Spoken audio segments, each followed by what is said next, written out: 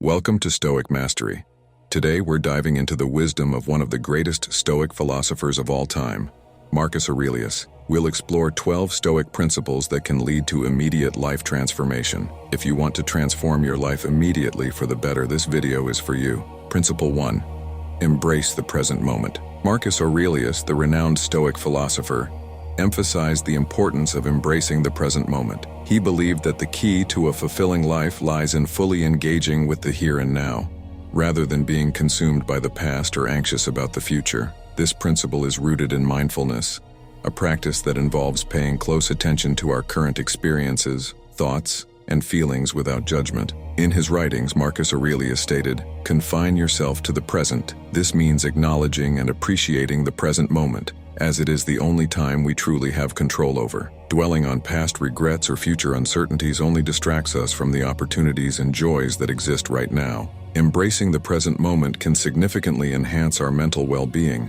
By focusing on the now, we can reduce stress and anxiety, improve our concentration, and find greater satisfaction in daily activities. This practice encourages us to be more present in our relationships, work, and personal growth. To implement this Stoic principle, start by incorporating mindfulness techniques into your routine. Simple practices like deep breathing, mindful walking, or dedicating a few minutes each day to meditation can help anchor your awareness in the present. Additionally, try to minimize distractions and focus on one task at a time, allowing yourself to fully experience and enjoy each moment. By embracing the present moment, we can cultivate a more peaceful, purposeful, and enriching life, just as Marcus Aurelius advocated. Principle 2. Focus on what you can control. One of the core tenets of Stoicism, emphasized by Marcus Aurelius, is the importance of focusing on what you can control and letting go of what you cannot. This principle is about understanding the boundaries between our influence and the external events that lie beyond our reach. Marcus Aurelius encapsulated this idea succinctly. You have power over your mind, not outside events. Realize this, and you will find strength. This teaching encourages us to concentrate our efforts on our thoughts, actions, and responses, rather than getting entangled in the uncontrollable aspects of life. By doing so, we cultivate a sense of inner peace and resilience. The practice of focusing on what you can control starts with self-awareness. Begin by identifying the areas of your life where you have direct influence. These include your attitudes, choices, and behaviors. Recognize that external factors, such as other people's actions, societal events, or natural occurrences, are beyond your control. Accepting this reality allows you to redirect your energy towards productive and meaningful endeavors. This Stoic principle also involves letting go of unnecessary worries.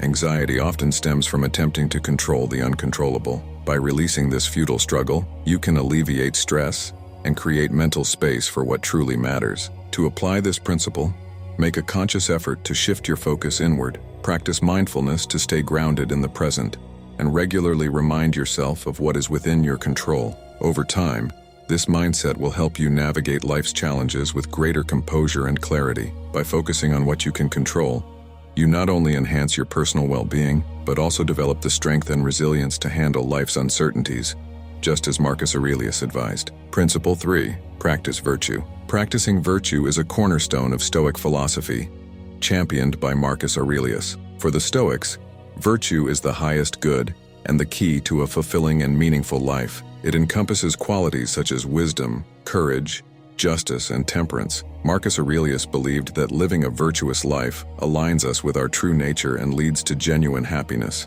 In his Meditations, Aurelius wrote, "Just that you do the right thing.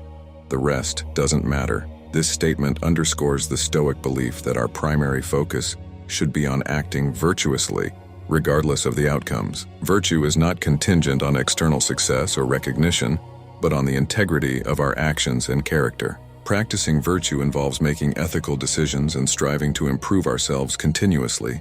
It means being honest, fair, and courageous, even when faced with adversity. Wisdom guides us to make sound judgments. Courage helps us to confront challenges.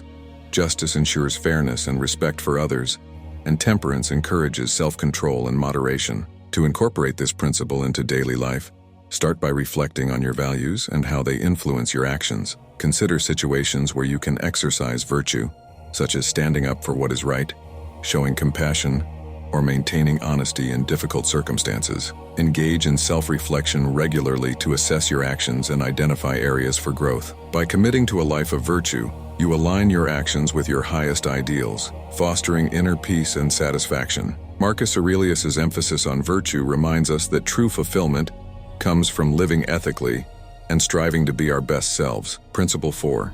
Understand impermanence. Understanding impermanence is a fundamental aspect of Stoic philosophy, deeply emphasized by Marcus Aurelius. This principle revolves around the recognition that all things, whether they are experiences, possessions, or relationships, are temporary and subject to change. Marcus Aurelius wrote, "Observe constantly that all things take place by change," highlighting the ever-changing nature of life. Embracing impermanence encourages us to appreciate the present moment and accept the natural flow of life. By acknowledging that everything is transient, we can learn to let go of our attachments to things that ultimately cannot last. This acceptance reduces our suffering when faced with loss or change, and allows us to navigate life's uncertainties with greater equanimity. Understanding impermanence also fosters resilience. When we accept that difficult times are temporary, we become more capable of enduring and overcoming challenges. Similarly, we learn to cherish positive experiences without clinging to them, knowing they too will pass.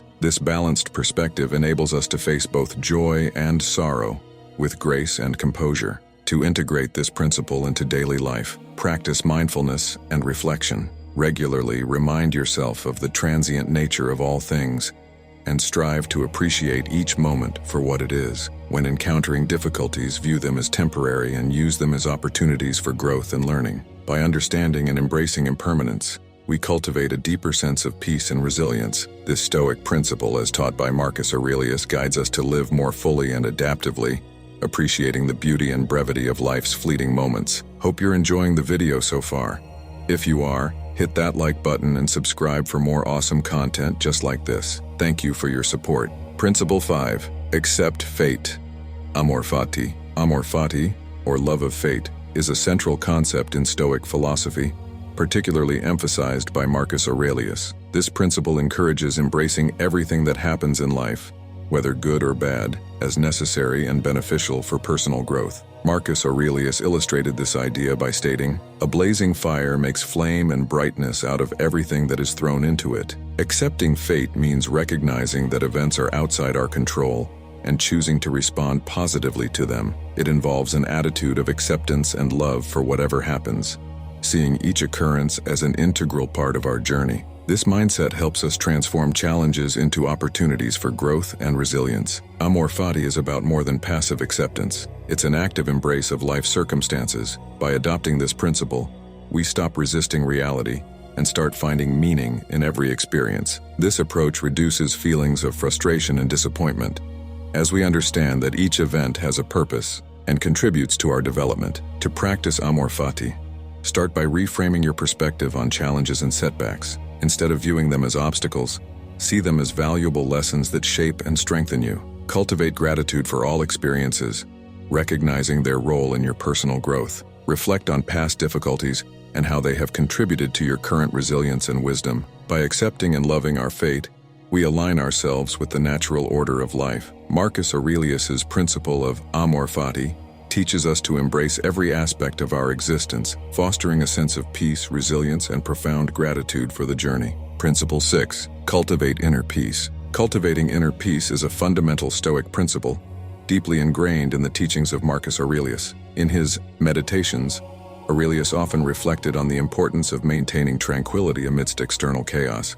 He wrote, "The tranquility that comes when you stop caring what they say, or think, or do, only what you do." Inner peace, according to Stoicism, is achieved by focusing on our own thoughts, actions, and reactions, rather than being swayed by external events or the opinions of others. This principle encourages us to develop a calm and balanced mind, regardless of the circumstances we face. It is about creating a sanctuary within ourselves that remains undisturbed by the turbulence of the outside world. To cultivate inner peace, practice mindfulness and self-awareness. Regular meditation can help you stay grounded and focused on the present moment. When faced with stressful situations, pause and take a few deep breaths to center yourself. Reflect on your values and let them guide your actions, rather than reacting impulsively to external pressures. Another key aspect of inner peace is acceptance. Recognize that many things in life are beyond your control, and let go of the need to change or control them. Embrace the Stoic idea of focusing on what you can control,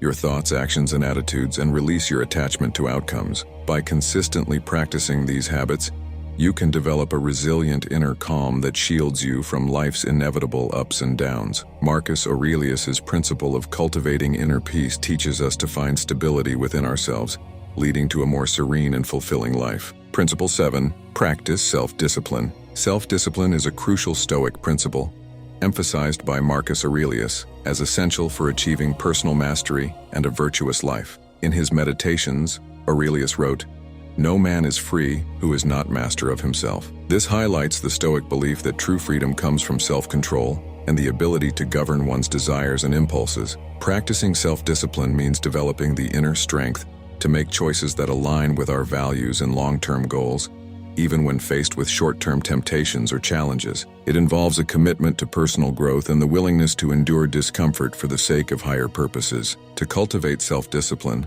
start by setting clear goals and priorities. Define what is important to you and create a plan to achieve it. Break down your goals into manageable steps and establish routines that support your objectives. Consistency is key. Small, repeated actions over time lead to significant progress. Another important aspect is self-awareness. Regularly reflect on your behaviors and choices to identify areas where you might be succumbing to distractions or unhealthy habits. By recognizing these patterns, you can take proactive steps to correct them and stay on track. Additionally, embrace challenges as opportunities to strengthen your willpower. Each time you resist a temptation or push through a difficult task, you build your self-discipline muscles. Celebrate these victories, no matter how small, as they contribute to your overall growth. By practicing self-discipline, you gain control over your life and actions, enabling you to pursue your true potential. Marcus Aurelius's emphasis on this principle reminds us that mastery over oneself is the foundation of a virtuous and fulfilling life. Principle 8. Reflect on mortality. Memento mori. Reflecting on mortality, or memento mori, is a profound Stoic practice encouraged by Marcus Aurelius. This principle involves a conscious acknowledgement of our finite existence, serving as a reminder to live each day fully and meaningfully. Aurelius wrote, "You could leave life right now. Let that determine what you do and say and think." Embracing memento mori means understanding that life is temporary and unpredictable. This awareness helps prioritize our actions and decisions, encouraging us to focus on what truly matters. By keeping our mortality in mind, we are less likely to waste time on trivial concerns or procrastinate on important tasks. Reflecting on mortality can also foster a sense of urgency and appreciation for the present moment. It prompts us to cherish our relationships, pursue our passions, and act with integrity. Knowing that our time is limited, we become more intentional about how we live and the legacy we want to leave behind. To integrate this principle into daily life, engage in regular reflection. Contemplate the impermanence of life during quiet moments or through practices such as meditation or journaling. This can help you stay grounded and focused on your priorities. Additionally, use memento mori as a tool for overcoming fear and hesitation. When faced with difficult decisions or challenges, remember that life is short and opportunities are fleeting. Let this perspective embolden you to take risks and pursue what truly fulfills you. By reflecting on mortality, we gain clarity and motivation to live authentically and purposefully. Marcus Aurelius's principle of memento mori teaches us to embrace the present, prioritize our values, and live a life of intention and depth. Principle 9. Show kindness and empathy. Showing kindness and empathy is a fundamental Stoic principle, deeply valued by Marcus Aurelius. In his Meditations, Aurelius emphasized the importance of treating others with compassion and understanding. He wrote, "Kindness is invincible, but only when it's sincere, with no hypocrisy or faking." This principle underscores the Stoic belief that genuine kindness and empathy are essential for a harmonious and fulfilling life. Practicing kindness involves recognizing our shared humanity and responding to others with care and respect. It means being considerate of others' feelings, offering support, and acting with generosity. Empathy, on the other hand, requires us to put ourselves in others' shoes, understanding their perspectives and emotions. Together, kindness and empathy foster deeper connections and mutual respect. To cultivate kindness and empathy, Start by actively listening to others. Give them your full attention, acknowledge their feelings, and respond thoughtfully. Small acts of kindness, such as offering a helping hand, expressing gratitude, or simply being present, can make a significant impact. Empathy can be developed by practicing mindfulness and reflection. Take time to consider how others might be experiencing their situations and how your actions might affect them. This practice can help you respond with greater sensitivity and compassion. By showing kindness and empathy, we not only improve our relationships but also contribute to a more compassionate and just society. Marcus Aurelius's emphasis on these virtues reminds us that true strength lies in our ability to connect with and uplift others.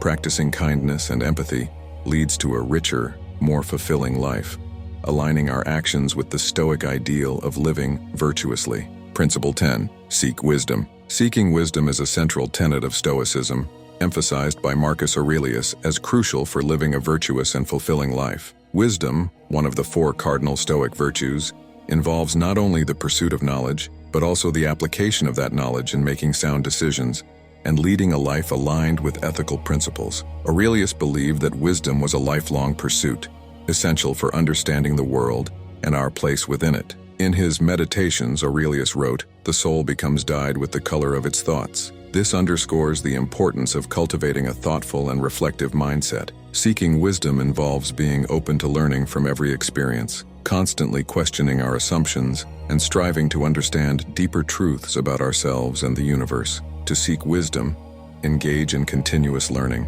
read widely, study philosophy, and explore various fields of knowledge. Embrace curiosity and be willing to change your perspectives based on new insights. Reflect on your experiences and learn from both successes and failures. Another aspect of seeking wisdom is engaging in thoughtful dialogue with others. Discussions and debates with people who hold different viewpoints can broaden your understanding and challenge your thinking. Be open to feedback and willing to refine your beliefs. Furthermore, apply the wisdom you gain to your daily life. Make decisions that reflect your values and ethical principles. Use your understanding to navigate challenges and contribute positively to your community. By prioritizing the pursuit of wisdom, we cultivate a deeper understanding of life and develop the ability to live more intentionally and ethically. Marcus Aurelius's emphasis on seeking wisdom reminds us that knowledge and reflection are the foundations of a virtuous and meaningful life. Principle 11. Practice gratitude. Practicing gratitude is a vital Stoic principle that Marcus Aurelius often highlighted in his reflections. Gratitude involves recognizing and appreciating the positive aspects of our lives, no matter how small they may seem. In his Meditations, Aurelius advised, "When you arise in the morning, think of what a privilege it is to be alive, to think, to enjoy, to love." This perspective encourages us to shift our focus from what we lack to what we have, fostering a sense of abundance and contentment. Gratitude is not just about acknowledging grand gestures or significant events. It also includes appreciating the simple, everyday moments that bring joy and meaning to our lives. By regularly practicing gratitude, we cultivate a positive mindset that enhances our overall well-being and resilience. To incorporate gratitude into daily life, start by keeping a gratitude journal. Each day, write down a few things you are thankful for. These can be anything from the warmth of the sun to a kind word from a friend. This practice helps reinforce a habit of looking for the good in every situation. Additionally, express your gratitude to others. Acknowledge the efforts and kindness of those around you, whether through a heartfelt note, a verbal thank you, or a small act of kindness in return. This not only strengthens your relationships but also spreads positivity. Practicing gratitude also involves reflecting on challenges and seeing the lessons and growth they bring. By appreciating both the highs and lows of life, we develop a balanced and resilient outlook. Marcus Aurelius's emphasis on gratitude reminds us to cherish the present and find joy in our journey. This principle, when practiced consistently, can lead to a more fulfilling and harmonious life. Principle 12. Live in accordance with nature. Living in accordance with nature is a core Stoic principle, profoundly emphasized by Marcus Aurelius. This principle is about aligning ourselves with the natural order of the universe and recognizing our place within it. Aurelius believed that living in harmony with nature involves understanding and accepting the world as it is, rather than as we wish it to be. In his Meditations, Aurelius wrote, "Nature does not make mistakes,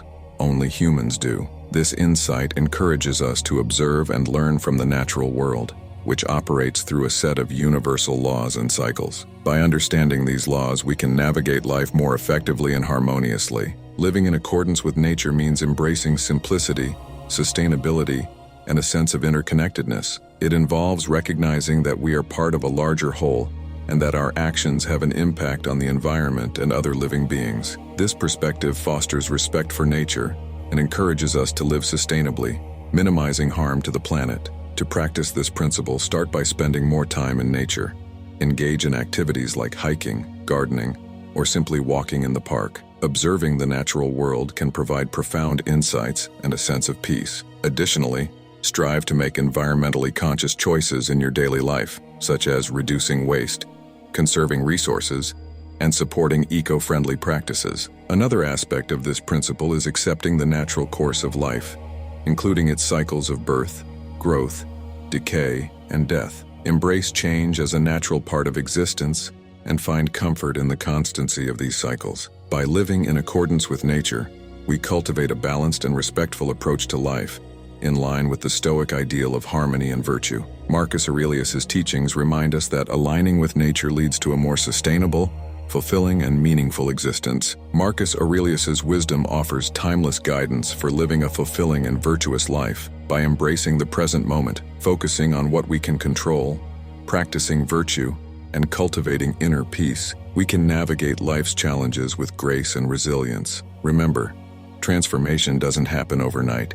It's a continuous journey of self-improvement and growth. Start with small steps and gradually incorporate these principles into your life. If you found this video helpful, please give it a thumbs up and share it with others who might benefit from it. Don't forget to subscribe to our channel for more content on philosophy, self-improvement, and personal growth. In this video, we'll embark on a journey through the teachings of Marcus Aurelius, one of the most revered Stoic philosophers and Roman emperors. As we delve into the 11 traits that define Stoic speakers, we'll also reveal how mastering the art of silence can enhance our communication skills, making our words more meaningful and our presence more powerful. Trait 1.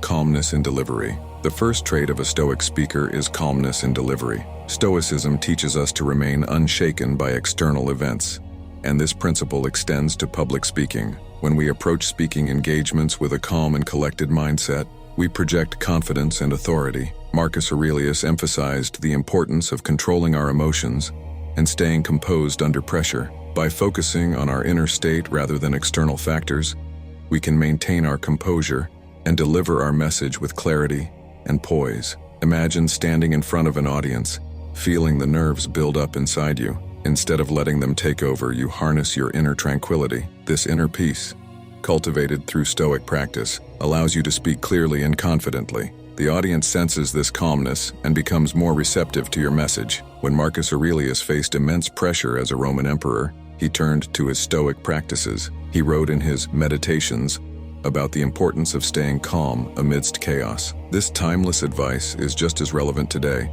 In our fast-paced world, maintaining calmness can make us stand out as effective communicators. This calm presence not only enhances our delivery, but also inspires confidence in those who listen to us. Trait 2. Clarity of thought. Clarity of thought is another hallmark of a Stoic speaker. Marcus Aurelius often reflected on the importance of clear and rational thinking. Before speaking, it's crucial to organize our thoughts and distill our message to its essence. This practice not only ensures that our audience understands our points, but also demonstrates respect for their time and attention. By aligning our speech with truth and reason, we enhance our credibility and foster trust with our listeners. Imagine you're preparing for a presentation. Instead of filling your slides with unnecessary details, you focus on the core message you want to convey. This clarity helps you deliver your points effectively and keeps your audience engaged. Marcus Aurelius was known for his concise and clear writings. He believed that clarity of thought leads to clarity in action. When our minds are cluttered with unnecessary thoughts, it becomes challenging to communicate effectively. By practicing clear thinking, we can articulate our ideas more precisely and avoid misunderstandings. This clarity also helps us stay on track during our speeches, ensuring that we convey our message without getting lost in tangents. In today's world where information overload is common, clarity of thought is a valuable trait. It allows us to cut through the noise and present our ideas in a way that resonates with our audience. By following Marcus Aurelius's example, we can become more effective and impactful speakers. Trait 3. Conciseness. Stoic speakers value conciseness. In a world filled with noise, brevity is a powerful tool. Marcus Aurelius believed in the strength of concise and direct communication. When we eliminate unnecessary words and get to the point, our message becomes more impactful and memorable. Embracing conciseness helps us respect our audience's time and keeps our communication clear and effective. Picture yourself in a meeting where everyone is sharing their thoughts. The person who speaks concisely and to the point often leaves the most significant impression. This is because concise communication respects the audience's time and delivers the message efficiently. Marcus Aurelius practiced brevity in his writings. He focused on expressing profound ideas in a few words. This skill is crucial for effective communication. When we speak concisely, we avoid overwhelming our audience with unnecessary information. Instead, we highlight the key points, making it easier for our listeners to understand and remember our message. In our daily interactions, conciseness can help us communicate more effectively. Whether we're writing an email or giving a presentation, being concise ensures that our message is clear and to the point. This not only enhances our communication skills, but also shows that we value our audience's time and attention. By adopting this Stoic trait, we can become more efficient and impactful communicators. Trait 4. Mindful listening. Mindful listening is a key trait of Stoic speakers. Marcus Aurelius taught that we should seek first to understand, then to be understood. By listening attentively and without judgment, we can respond more thoughtfully and empathetically. This analogy reminds us that mindful listening requires effort and engagement. It's about being present in the moment and fully absorbing what others are saying before we respond. Imagine having a conversation where the other person is genuinely listening to you, not just waiting for their turn to speak. This kind of mindful listening fosters deeper connections and more meaningful interactions. Marcus Aurelius emphasized the importance of understanding others. In his Meditations, he wrote about the value of listening and empathy. By practicing mindful listening, we show respect for others and gain a better understanding of their perspectives. This helps us respond more thoughtfully and avoid misunderstandings. In today's fast-paced world, mindful listening is a rare but valuable skill. It allows us to connect with others on a deeper level and communicate more effectively. By being fully present in our conversations, we can understand the needs and concerns of our audience and respond in a way that resonates with them. This Stoic practice not only enhances our communication skills, but also strengthens our relationships. Hope you're enjoying the video so far. If you are, hit that like button and subscribe for more awesome content just like this. Thank you for your support. Trait 5. Emotional resilience. Emotional resilience is essential for Stoic speakers. Marcus Aurelius taught that we should remain unaffected by praise or criticism. This detachment allows us to stay focused on our message and not be swayed by the reactions of others. By cultivating emotional resilience, we can maintain our composure and stay true to our principles, regardless of external pressures. Imagine delivering a speech and facing unexpected criticism. Instead of reacting defensively, you remain calm and address the feedback constructively. This emotional resilience not only enhances your credibility, but also shows your audience that you are confident and composed. Marcus Aurelius faced numerous challenges and criticisms during his reign as emperor, yet he maintained his composure and stayed true to his Stoic principles. By practicing emotional resilience, he was able to lead effectively and make sound decisions. In our daily lives, emotional resilience helps us navigate difficult situations and communicate more effectively. When we are not swayed by external opinions,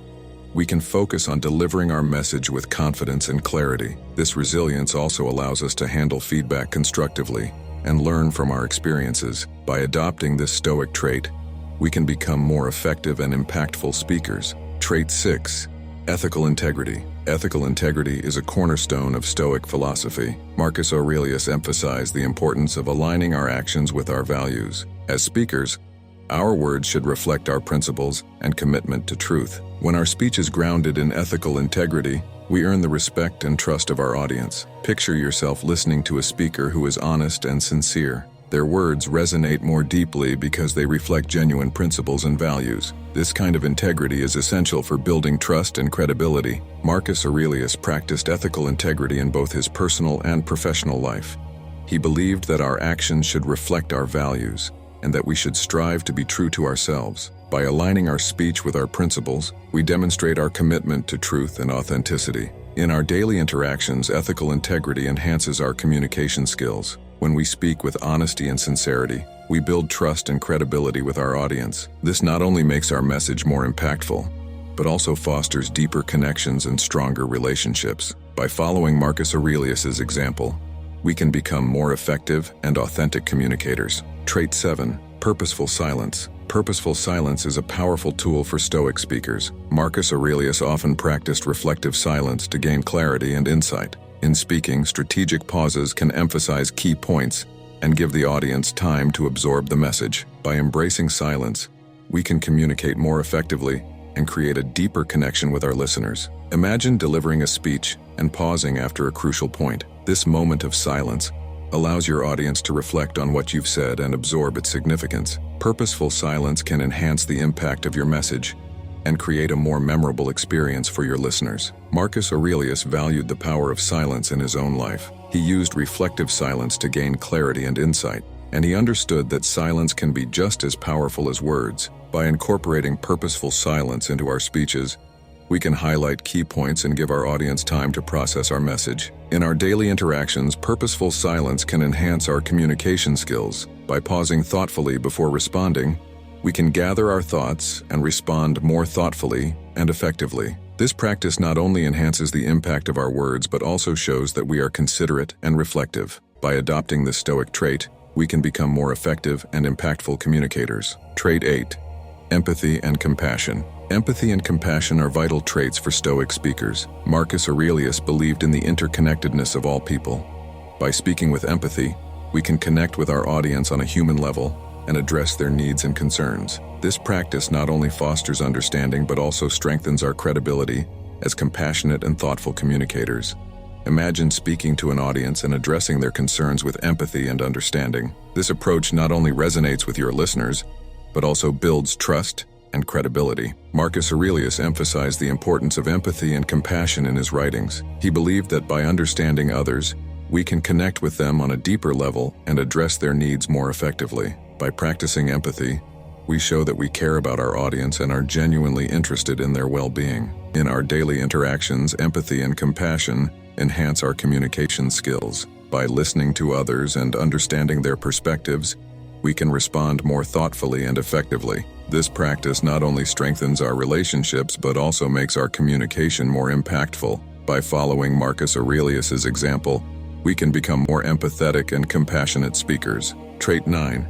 Humility. Humility is a key characteristic of Stoic speakers. Marcus Aurelius often reminded himself of his own limitations and the transient nature of life. By speaking with humility, we show that we are open to learning and growth, and we respect the contributions of others. Embracing humility allows us to connect more authentically with our audience and fosters a sense of mutual respect. Imagine listening to a speaker who acknowledges their own limitations and expresses gratitude. This humility not only makes them more relatable, but also fosters a deeper connection with their audience. Marcus Aurelius practiced humility in his own life. He believed that by recognizing our own limitations and embracing a sense of gratitude, we can connect more authentically with others. By speaking with humility, we show that we are open to learning and growth, and we respect the contributions of others. In our daily interactions, humility enhances our communication skills. By acknowledging our own limitations and expressing gratitude, we foster a sense of mutual respect and understanding.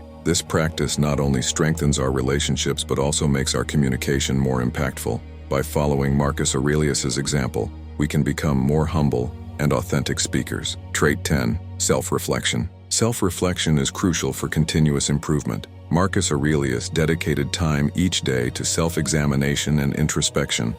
As speakers, we should regularly reflect on our performances, identify areas for improvement, and strive to enhance our communication skills. Through self-reflection, we can align our speech with our highest values and continually refine our ability to connect with others. Imagine taking time after a speech to reflect on your performance. By identifying areas for improvement and considering what worked well, you can continually enhance your communication skills. Marcus Aurelius valued self-reflection as a tool for personal growth. In his meditations, he often wrote about his thoughts and actions, seeking to align them with his Stoic principles. By practicing self-reflection, we can gain a deeper understanding of ourselves and our communication style. In our daily lives, self-reflection helps us become more effective communicators. By regularly reflecting on our performances and identifying areas for improvement, we can continually refine our ability to connect with others. This practice not only enhances our communication skills, but also helps us align our speech with our highest values.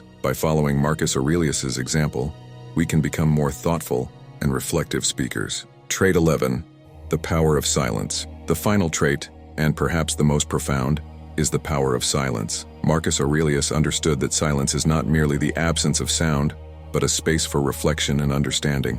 In speaking, strategic use of silence can highlight important points, create anticipation, and allow the audience to internalize the message. By mastering the art of silence, we can make our words resonate more deeply and leave a lasting impact on our audience. Imagine delivering a powerful message and then pausing for a moment of silence. This allows your audience to reflect on your words and absorb their significance. Marcus Aurelius valued the power of silence in his own life. He understood that silence can be just as powerful as words. By incorporating strategic pauses into our speeches, we can highlight key points and give our audience time to process our message. In our daily interactions, the power of silence can enhance our communication skills. By pausing thoughtfully before responding, we can gather our thoughts and respond more effectively. This practice not only enhances the impact of our words, but also shows that we are considerate and reflective. By adopting this Stoic trait, we can become more effective and impactful communicators. The teachings of Marcus Aurelius offer invaluable insights into the art of communication. By embracing the 11 traits of Stoic speakers, we can transform our speaking abilities and connect more meaningfully with our audience. Thank you for joining us on this journey through Stoic philosophy and the art of communication. If you found this video helpful, please like, share, and subscribe for more insights on Stoicism and personal growth. Remember, the wisdom of the Stoics is timeless, and by integrating these principles into our lives, we can become better speakers and ultimately, better individuals. Marcus Aurelius, a Roman emperor and a Stoic philosopher, left behind a legacy rich in wisdom through his personal writings, commonly referred to as the Meditations. These texts serve as a guide for personal ethics and a reflection on the nature of the human spirit in the face of adversity. Stoicism, the philosophical school to which Aurelius belonged, teaches the development of self-control and fortitude as a means to overcome destructive emotions. One of the most common challenges that people face in both personal and professional realms is rejection. It can stir up potent emotions and lead to discouragement. However, by applying the principles of Stoicism, particularly those espoused by Marcus Aurelius, we can transform our experiences of rejection from debilitating setbacks into empowering opportunities. This script explores 15 Stoic lessons on leveraging rejection to our favor, showing how we can not only cope with being turned down, but also use it to foster resilience, self-reflection, and growth, thereby aligning our lives closer to the Stoic ideal of a virtuous, contented existence. Lesson 1. Understand what is within your control. One of the foundational principles of Stoicism, as taught by Marcus Aurelius, is the importance of distinguishing between what is within our control and what is not. Aurelius wrote, "You have power over your mind, not outside events. Realize this, and you will find strength." This lesson is crucial when facing rejection. Often, rejection is an external event dictated by others' decisions, preferences, or circumstances, all of which lie outside our direct control. When confronted with rejection, the Stoic response is to focus internally on your own actions, choices, and reactions. Ask yourself what aspects of the situation you can influence. Can you improve your skills, adjust your approach, or perhaps redirect your efforts elsewhere? The power lies in your response to the rejection, not the rejection itself. By concentrating on these controllable elements, you transform what could be a disheartening experience into an opportunity for personal empowerment and growth. This approach not only minimizes the emotional impact of being rejected, but also channels your energy more productively towards self-improvement and resilience. Lesson 2. Use reason, not emotion. Marcus Aurelius consistently emphasized the value of reason over emotional reactions. In the face of rejection, it's natural to feel hurt, upset, or even angry. However, Stoicism teaches us to step back and engage our rational minds. Aurelius advised, "You have power over your mind, not outside events.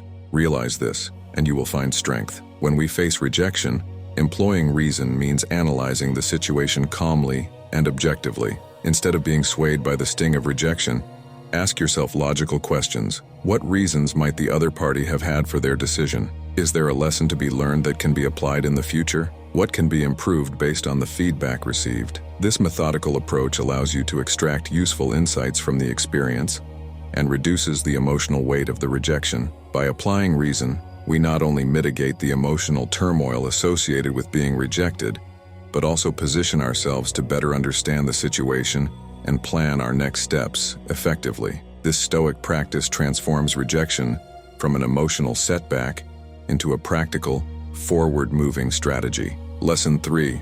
Rejection as an opportunity for self-reflection. Marcus Aurelius viewed obstacles as opportunities to reflect and grow. He wrote, "Look within. Within is the fountain of good, and it will ever bubble up if you will ever dig." This perspective is particularly useful when dealing with rejection. Instead of viewing it solely as a negative outcome, Stoicism encourages us to see rejection as a mirror reflecting areas for personal development. Self-reflection following rejection involves examining your own actions, motivations, and expectations. It's about asking yourself tough questions. Were my efforts truly aligned with my goals? Did I prepare adequately? How can I improve my approach to be more effective in the future? This introspective process is not about dwelling on the rejection, but about learning from it to foster self-improvement. By using rejection as a catalyst for self-reflection, you engage in a constructive critique of your abilities and strategies. This not only enhances your skills, but also deepens your understanding of yourself and your personal values. Embracing this Stoic lesson helps transform the pain of rejection into a proactive, enlightening experience that propels you forward on your path to personal excellence. Lesson 4. Impermanence of pain. Marcus Aurelius often wrote about the transient nature of human experiences, including pain and discomfort. He advised, "Bear in mind that everything that is happening is only another necessary step in transition." Stoicism teaches that discomfort from rejection, like all experiences, is temporary and should be viewed in the context of life's constant flux. When you face rejection, it is essential to remember that the initial sting is only a brief part of your journey. It will pass, and what remains is what you choose to do with the experience. The impermanence of the discomfort associated with rejection is a critical lesson because it encourages resilience. By acknowledging that pain is not everlasting, you can move beyond the emotional impact more quickly and focus on recovery and strategic planning. This Stoic view promotes a balanced emotional state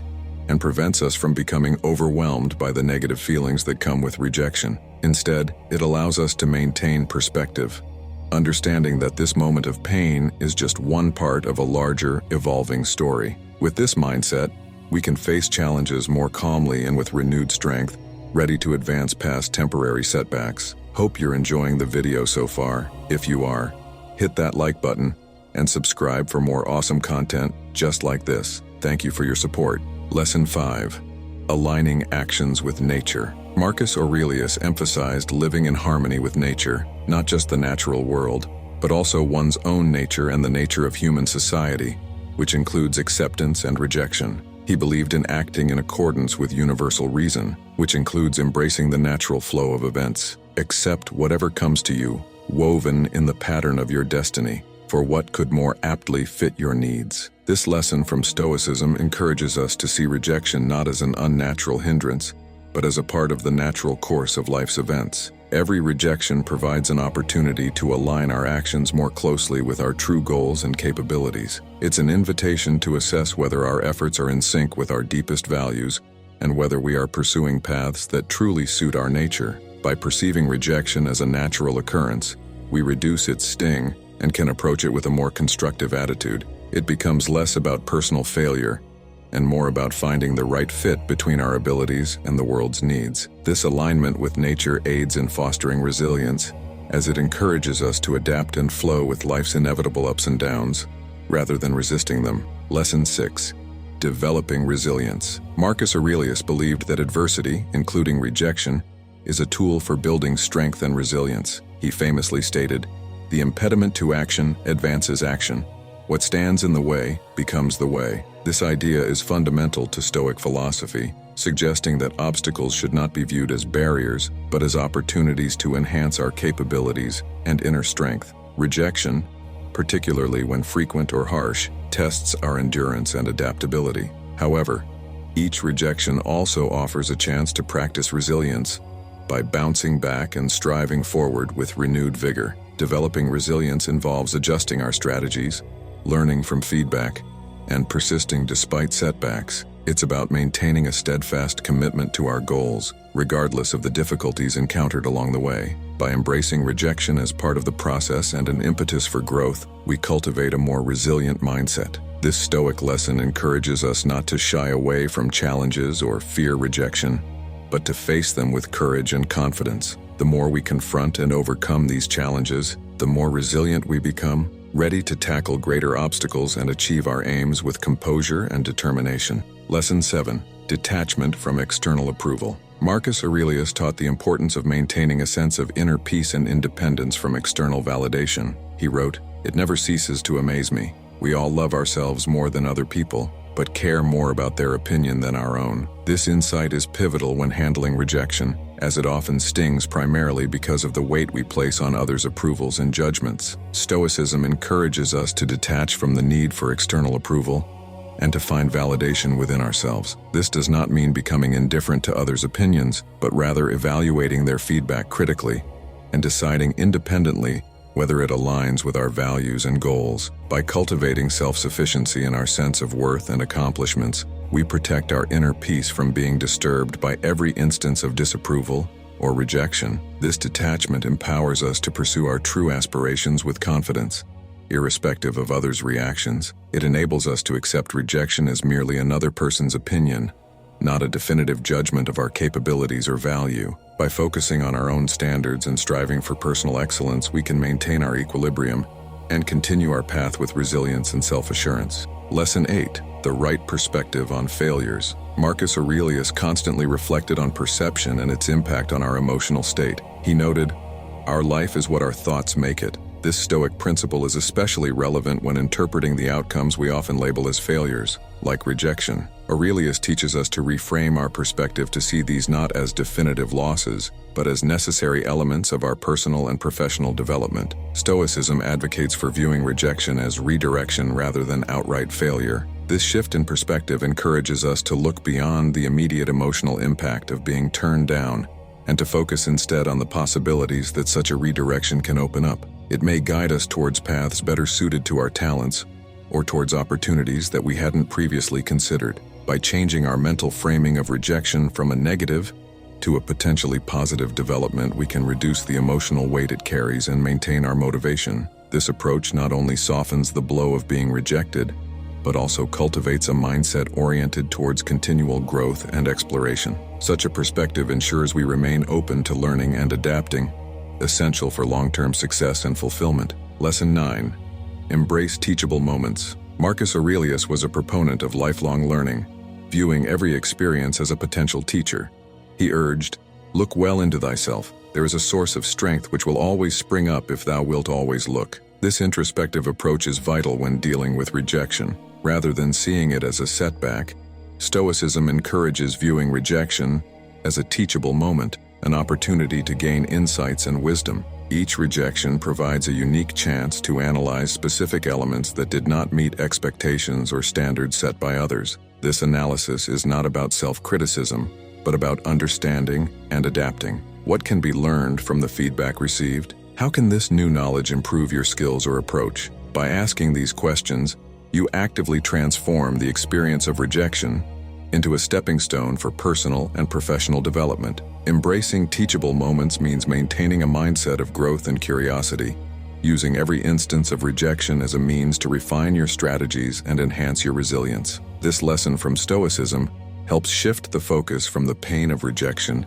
to the progress it can engender, fostering a life of continuous improvement and adaptability. Lesson 10. Maintain humility. Marcus Aurelius often emphasized the value of humility, even for someone in his high position as a Roman emperor. He wrote, "It is not the man who has too little, but the man who craves more, that is poor." This teaching is particularly relevant when faced with rejection. Humility helps us accept and learn from our failures without letting pride interfere with our ability to see the truth. In the face of rejection, humility acts as a grounding force, reminding us that we are not infallible and that every experience, successful or not, is part of our human journey. It encourages us to approach feedback with openness rather than defensiveness, and to value others' perspectives as opportunities for learning rather than threats to our ego. Maintaining humility after a rejection means acknowledging that there is always room for improvement. It also helps foster a realistic appraisal of our abilities and achievements. This self-awareness ensures that we do not become discouraged by setbacks, but instead remain eager to continue developing our skills and understanding. Ultimately, humility not only makes us better learners, but also more resilient and adaptable individuals, capable of facing challenges with grace and determination. Lesson 11. The role of fate and acceptance. Marcus Aurelius often reflected on the concept of fate and the role it plays in our lives, encouraging acceptance of what life presents us. He wrote, "Accept the things to which fate binds you, and love the people with whom fate brings you together, but do so with all your heart." This perspective is deeply ingrained in Stoic philosophy, which advocates for embracing life's events as part of a larger, coherent plan. In the context of rejection, the Stoic idea of fate can help mitigate feelings of personal failure or frustration. Recognizing that some outcomes are simply beyond our control allows us to accept them with composure instead of resistance. This acceptance doesn't mean passive resignation, but an understanding that every event has its place and purpose, even if it's not immediately apparent. Accepting the role of fate helps us to detach from negative emotions typically associated with rejection, and instead see each instance as a necessary step in our life's journey. It reinforces the idea that there is a lesson or a reason behind every experience, encouraging us to look for growth opportunities rather than dwelling on the setback. Embracing fate and its outcomes fosters inner peace and resilience, enabling us to move forward with a balanced and positive outlook. Lesson 12. Self-sufficiency. Marcus Aurelius championed the virtue of self-sufficiency, which is a cornerstone of Stoic philosophy. He believed in relying on one's inner resources to meet life's challenges, writing, "Very little is needed to make a happy life. It is all within yourself, in your way of thinking." This principle is particularly empowering when dealing with rejection. Self-sufficiency in the Stoic sense means developing an internal validation system that does not depend heavily on external approval or success. It encourages building a strong sense of self that is robust against the fluctuations of external circumstances. When faced with rejection, a self-sufficient individual draws on their internal reserves of confidence and self-belief to remain unaffected by others' judgments. By cultivating self-sufficiency, we learn to appreciate our own efforts and value, independent of external recognition or reward. This not only diminishes the pain associated with rejection, but also strengthens our resolve to persist in our endeavors. It ensures that our motivation is largely driven by internal goals and personal satisfaction, rather than the unpredictable approval of others. In embracing self-sufficiency, we equip ourselves with the tools to navigate life's ups and downs with grace and fortitude, maintaining our course regardless of the obstacles we encounter. Lesson 13. Keeping goodwill towards others. Marcus Aurelius often emphasized the importance of maintaining goodwill towards all people, even in challenging situations. He advised, "Whenever you are about to find fault with someone, ask yourself the following question: what fault of mine most nearly resembles the one I'm about to criticize?" This approach is incredibly beneficial when dealing with the discomfort of rejection. Maintaining goodwill towards those who reject us can be challenging, but it is a vital aspect of Stoic practice. It involves resisting feelings of bitterness or resentment and instead focusing on understanding and empathy. When rejected, whether in personal relationships, professional endeavors, or social interactions, responding with kindness and maintaining a positive regard for others protects us from the corrosiveness of negative emotions. By keeping goodwill towards others, even in the face of rejection, we uphold our Stoic principles and preserve our inner peace. This practice not only helps in mitigating personal conflicts, but also enhances our character by fostering patience, understanding, and resilience. Such a disposition not only makes us better equipped to handle future rejections, but also sets a foundation for more constructive and harmonious interactions moving forward. Lesson 14.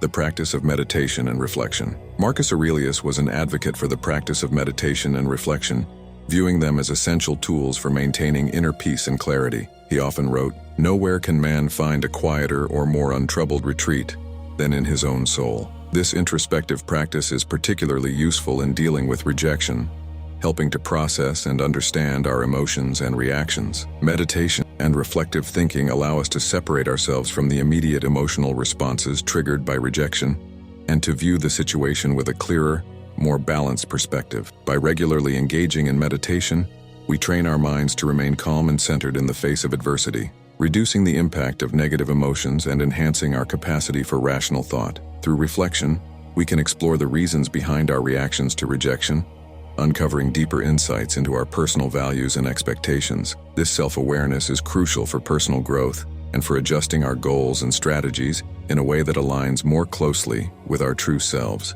Incorporating these practices into our daily routine not only aids in managing the stress of rejection, but also fosters a deeper, more enduring resilience, enabling us to navigate life's challenges with grace and wisdom. Lesson 15. Living with integrity. Marcus Aurelius consistently stressed the importance of living a life of integrity, guided by virtue and reason. He believed that adhering to one's moral principles should be paramount, regardless of external circumstances or pressures. Just that you do the right thing, the rest doesn't matter, he wrote, capturing the essence of Stoic commitment to ethical conduct. When facing rejection, it's tempting to compromise our values in order to fit in or to avoid further disappointment. However, living with integrity means staying true to our principles, even when it's difficult. This commitment to authenticity ensures that our actions and decisions are always aligned with our deepest beliefs and values, providing a consistent foundation upon which we can build our lives and make decisions.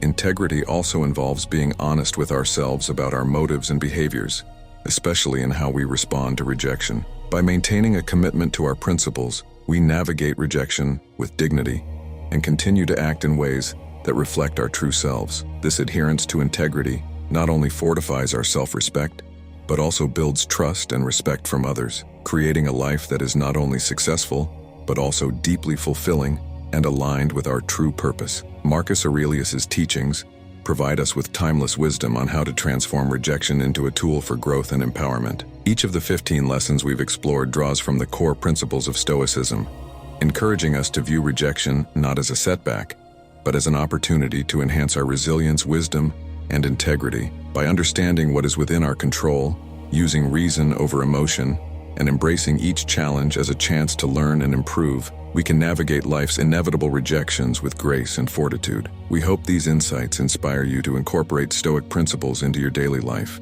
turning every rejection into a stepping stone towards personal excellence. If you found these lessons valuable, don't forget to like this video and subscribe to our channel for more empowering content. Your support helps us continue to provide helpful and inspirational material. Let's continue this journey of growth and self-discovery together, embracing the Stoic way to lead a more fulfilled and resilient life. We will explore 15 Stoic secrets that Marcus Aurelius and his philosophy teach us about avoiding being manipulated. These secrets will help you cultivate a mindset that prioritizes rational thinking, emotional resilience, and personal ethics. By understanding and applying these principles, you can protect yourself from external influences that seek to sway your thoughts and actions without your best interest at heart. So, whether you're looking to enhance your personal development, strengthen your decision-making skills, or simply gain a deeper understanding of Stoic philosophy, this video will provide you with the knowledge you need. Join me as we unpack these timeless insights and learn how to apply them to navigate our complex world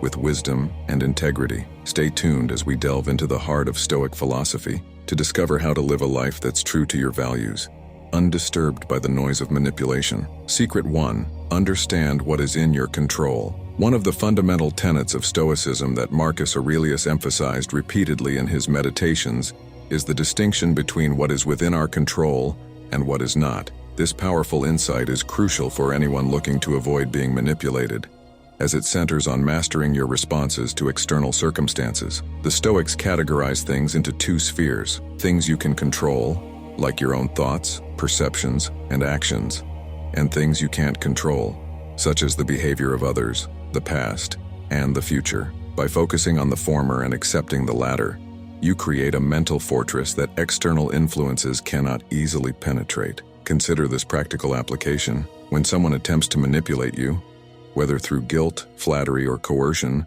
they are targeting your reactions, hoping you'll behave in a way that serves their agenda. By recognizing that your reaction is under your control, you can choose to respond with indifference to manipulative tactics, thus retaining your autonomy. Marcus Aurelius wrote, "You have power over your mind, not outside events. Realize this, and you will find strength." This quote encapsulates the essence of Stoicism as a form of mental training that prepares you to detach from the chaos of external events and maintain inner peace. When you internalize this secret, not only do you shield yourself from being manipulated, but you also navigate life with a clearer, more focused mind. This approach doesn't mean ignoring the reality around you, but rather choosing your battles wisely and investing your energy where it truly counts, within. Secret 2.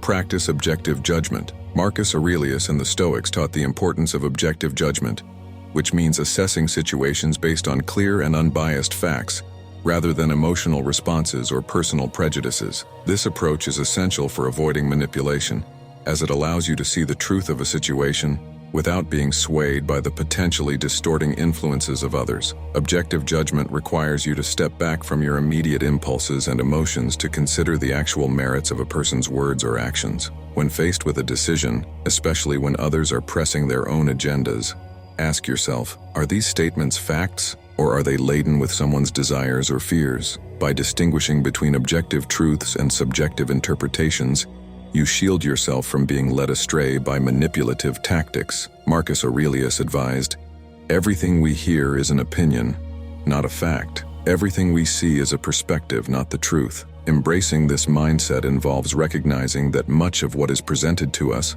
whether through media, personal interactions, or other sources, comes with a layer of bias. By critically evaluating the information you receive and seeking out the underlying facts, you maintain your intellectual autonomy. Practicing objective judgment doesn't mean dismissing others' emotions or perspectives, but rather weighing them against a broader, more impartial backdrop. This skill not only helps in avoiding manipulation, but also enhances your relationships and decision-making abilities by fostering a deeper understanding and respect for reality as it truly is. Secret 3. Recognize the power of perception. A core aspect of Stoicism, as taught by Marcus Aurelius, is the understanding that our perception shapes our reality. The way we choose to see events and situations fundamentally influences our emotional and behavioral responses. By mastering our perceptions, we gain significant power over how we interact with the world, which is crucial in avoiding manipulation. Marcus Aurelius once stated, "You have power over your mind,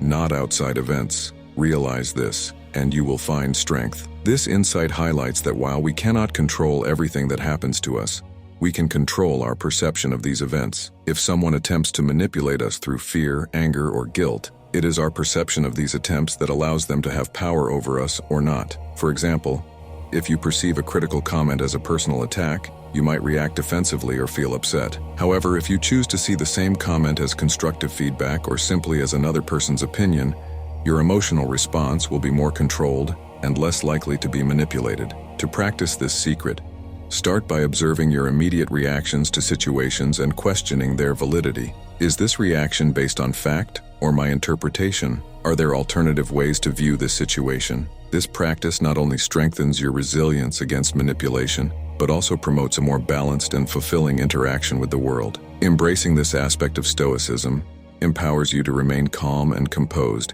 even in the face of adversity, by adjusting your lens on life. Secret 4. Embrace voluntary discomfort. A profound lesson from Marcus Aurelius and Stoic philosophy is the practice of embracing voluntary discomfort. This exercise not only prepares you to face life's inevitable challenges, but also fortifies your defenses against manipulation. By intentionally placing yourself in situations of controlled hardship, you can build resilience and decrease your vulnerability to external pressures. Marcus Aurelius himself practiced this by wearing simple clothing or eating basic food despite his imperial status, to remind himself that comfort is not essential to happiness. He believed that the ability to live well does not depend on external circumstances, but on your internal response to those circumstances. Voluntary discomfort teaches you that discomfort itself is not inherently negative. It is your reaction to it that defines your experience. When you regularly step out of your comfort zone, whether by taking cold showers, fasting, or engaging in rigorous exercise,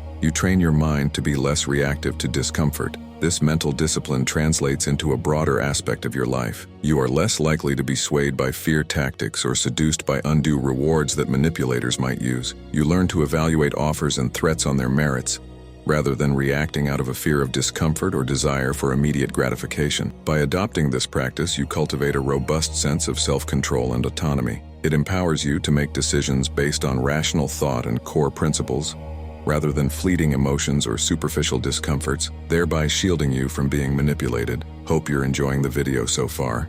If you are, hit that like button and don't forget to subscribe for more awesome content just like this. Thank you for your support. Secret 5. Develop self-sufficiency. Marcus Aurelius and the Stoics emphasize the importance of self-sufficiency, not just in terms of physical needs, but more crucially, in emotional and intellectual independence. This concept is key to avoiding manipulation, as it involves developing a strong internal foundation that does not rely on external validation or material satisfaction. Self-sufficiency, according to Stoicism, means cultivating an inner fortress that external circumstances cannot easily breach. When you rely on your own reasoning and emotional resilience, you are less prone to being swayed by others' opinions or desires. This does not imply emotional coldness or isolation. Rather, it promotes a healthy independence from the undue influence of others' emotions and the chaotic flux of external events. For example, if someone tries to manipulate you by playing on your fears or desires, your self-sufficient mindset allows you to recognize these tactics and respond from a place of reasoned choice rather than impulsive emotion. You evaluate the merit of what is being said or offered based on how it aligns with your values and goals, not because you need external approval or fear being alone. Marcus Aurelius wrote, "Very little is needed to make a happy life. It is all within yourself, in your way of thinking." This encapsulates the Stoic belief that true contentment and strength come from within. By focusing on developing your own resources, emotional fortitude, intellectual capabilities, and moral values, you become less susceptible to manipulation and more capable of leading a fulfilled life. Secret 6. Use negative visualization. A distinctive Stoic practice that Marcus Aurelius and other Stoics used extensively is negative visualization. This involves periodically contemplating potential negative outcomes, including loss and adversity. The purpose isn't to dwell on pessimism, but to prepare mentally for life's inevitable hardships and to appreciate what you currently have. Negative visualization serves as an emotional rehearsal, enabling you to face actual difficulties with greater calm and perspective. By imagining the loss of something important, such as a job, health, or relationships, you reduce the shock and paralysis that might occur if such events were to happen unexpectedly. This mental preparation also diminishes the power of fear that manipulators often exploit. If you've already considered the worst-case scenario, fear-based tactics lose their effectiveness because you're not as attached to avoiding discomfort or loss at all costs. Marcus Aurelius advised us to reflect on the transient nature of things. All that you see will soon alter and cease to exist. This perspective helps to foster an emotional detachment that is vital in not being overwhelmed by sudden changes or manipulative strategies that rely on your emotional vulnerabilities. By practicing negative visualization, you train yourself to respond to life's challenges with equanimity rather than desperation or fear. This Stoic exercise enhances your resilience, allowing you to make decisions based on rational thought and intrinsic values rather than being manipulated by external pressures or fleeting emotions. It's a powerful tool for maintaining balance and fortitude in the face of life's uncertainties. Secret 7. Keep the company of good people. Marcus Aurelius strongly believed in the influence of one's social circle, encapsulating this in his advice. The people you surround yourself with influence your behaviors, so choose friends who have good habits. This Stoic principle highlights the importance of associating with individuals who embody virtues that reinforce your own resistance to manipulation. Keeping the company of good people means engaging with those who inspire you, challenge you intellectually, and support your personal growth. These relationships encourage positive behaviors and provide a supportive environment where manipulative tactics are less effective. When surrounded by wise, ethical, and supportive individuals, you are more likely to adopt similar qualities and strengthen your own character. In practical terms, evaluate the influence your friends and acquaintances have on you. Do they uplift and encourage rational thinking and emotional resilience, or do they often involve drama, negativity, or deceit? Making conscious choices about who you spend time with can drastically affect your ability to remain autonomous and manipulation-free. Moreover, in Stoic practice, good company is not just about avoidance of bad influences, but also about active improvement of oneself. As you aspire to be better, surrounding yourself with people who are committed to similar principles can accelerate your growth and fortify your resolve against manipulation. This principle of mutual improvement helps ensure that your social interactions are based on mutual respect and shared values rather than dependency or superficial gains. Secret 8. Practice non-attachment. A key Stoic practice that Marcus Aurelius and other Stoic philosophers advocated for is the principle of non-attachment. This doesn't mean disconnecting from people or your emotions. Rather, it involves maintaining a healthy emotional distance from things you cannot control, including outcomes, possessions, and even relationships. By cultivating non-attachment, you become more immune to manipulation, as your happiness and peace of mind are not contingent on external factors. Non-attachment allows you to engage fully with life, while maintaining an inner tranquility that is not disturbed by external changes. For example, if someone attempts to manipulate you by threatening to withdraw something you value, be it a job opportunity, a personal relationship, or material possessions, your sense of self and inner peace remain intact because your happiness does not hinge on these external elements. Marcus Aurelius wrote, "Accept whatever comes to you woven in the pattern of your destiny, for what could more aptly fit your needs." This reflects the Stoic belief in embracing life's events as they come, without excessive attachment to any specific outcome. By practicing non-attachment, you learn to value and appreciate life's experiences without becoming dependent on them for your emotional well-being. Implementing this secret involves observing how your emotions are tied to externalities and consciously working to release those bonds. This process helps foster resilience, making it difficult for others to control or influence you through emotional manipulation or pressure. It's about finding freedom in the realization that the only true possession you have is your ability to manage your thoughts and reactions.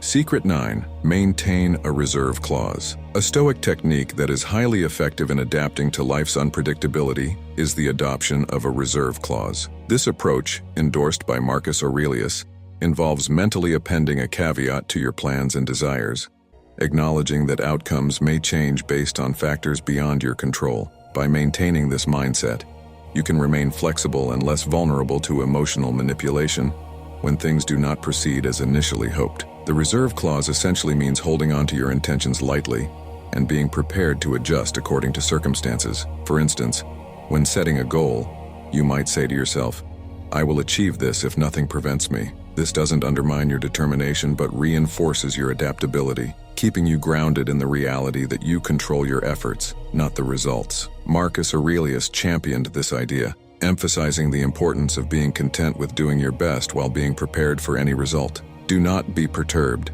for all things are according to the nature of the universal. This mindset helps mitigate disappointment and reduces the leverage that others might try to exercise over you through emotional appeals or pressure tactics related to outcomes. In practice, applying the reserve clause enables you to engage in your pursuits with full effort, but without attachment to a specific outcome, thus protecting yourself from manipulation. It teaches the wisdom of flexibility and reinforces emotional resilience as it prepares you for any circumstance, reducing anxiety about the future and keeping you steady in the face of change. Secret 10. Reflect daily. Daily reflection is a central practice in Stoicism, emphasized by Marcus Aurelius as a vital tool for personal growth and emotional resilience. This process involves taking time each day to review your actions, thoughts, and feelings, examining how they align with your values and how they might have been influenced by external pressures. Marcus Aurelius committed his own reflections to his journal, which later became Meditations. In this work,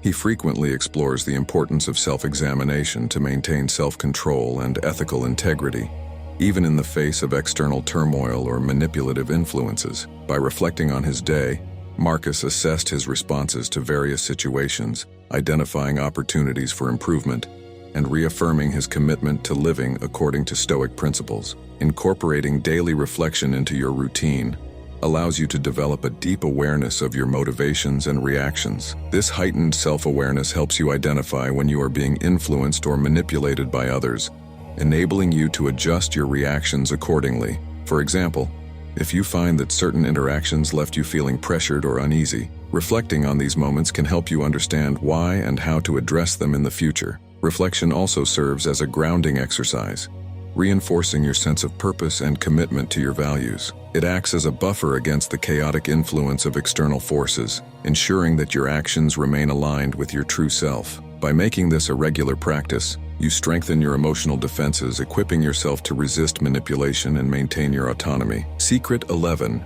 Define your values clearly. A fundamental aspect of Stoicism, as taught by Marcus Aurelius, is the importance of having a clear set of personal values. Defining your values acts as a compass that guides your decisions and interactions, helping you navigate through life with integrity and resilience against manipulation. When your values are well defined, it becomes much harder for others to sway you with emotional appeals or deceptive arguments. Marcus Aurelius was steadfast in his commitment to virtues such as justice, courage, moderation, and wisdom. These were not just abstract ideals, but practical guides that influenced his daily actions and decisions as emperor. He wrote extensively about the need to live in accordance with nature and reason, emphasizing that a life aligned with one's values is a life well lived. To apply this secret in your own life, start by identifying the principles that are most important to you. These might include honesty, compassion, fairness, or perseverance. Reflect on how these values currently manifest in your life and where you might be falling short. This introspective process not only clarifies what you truly stand for,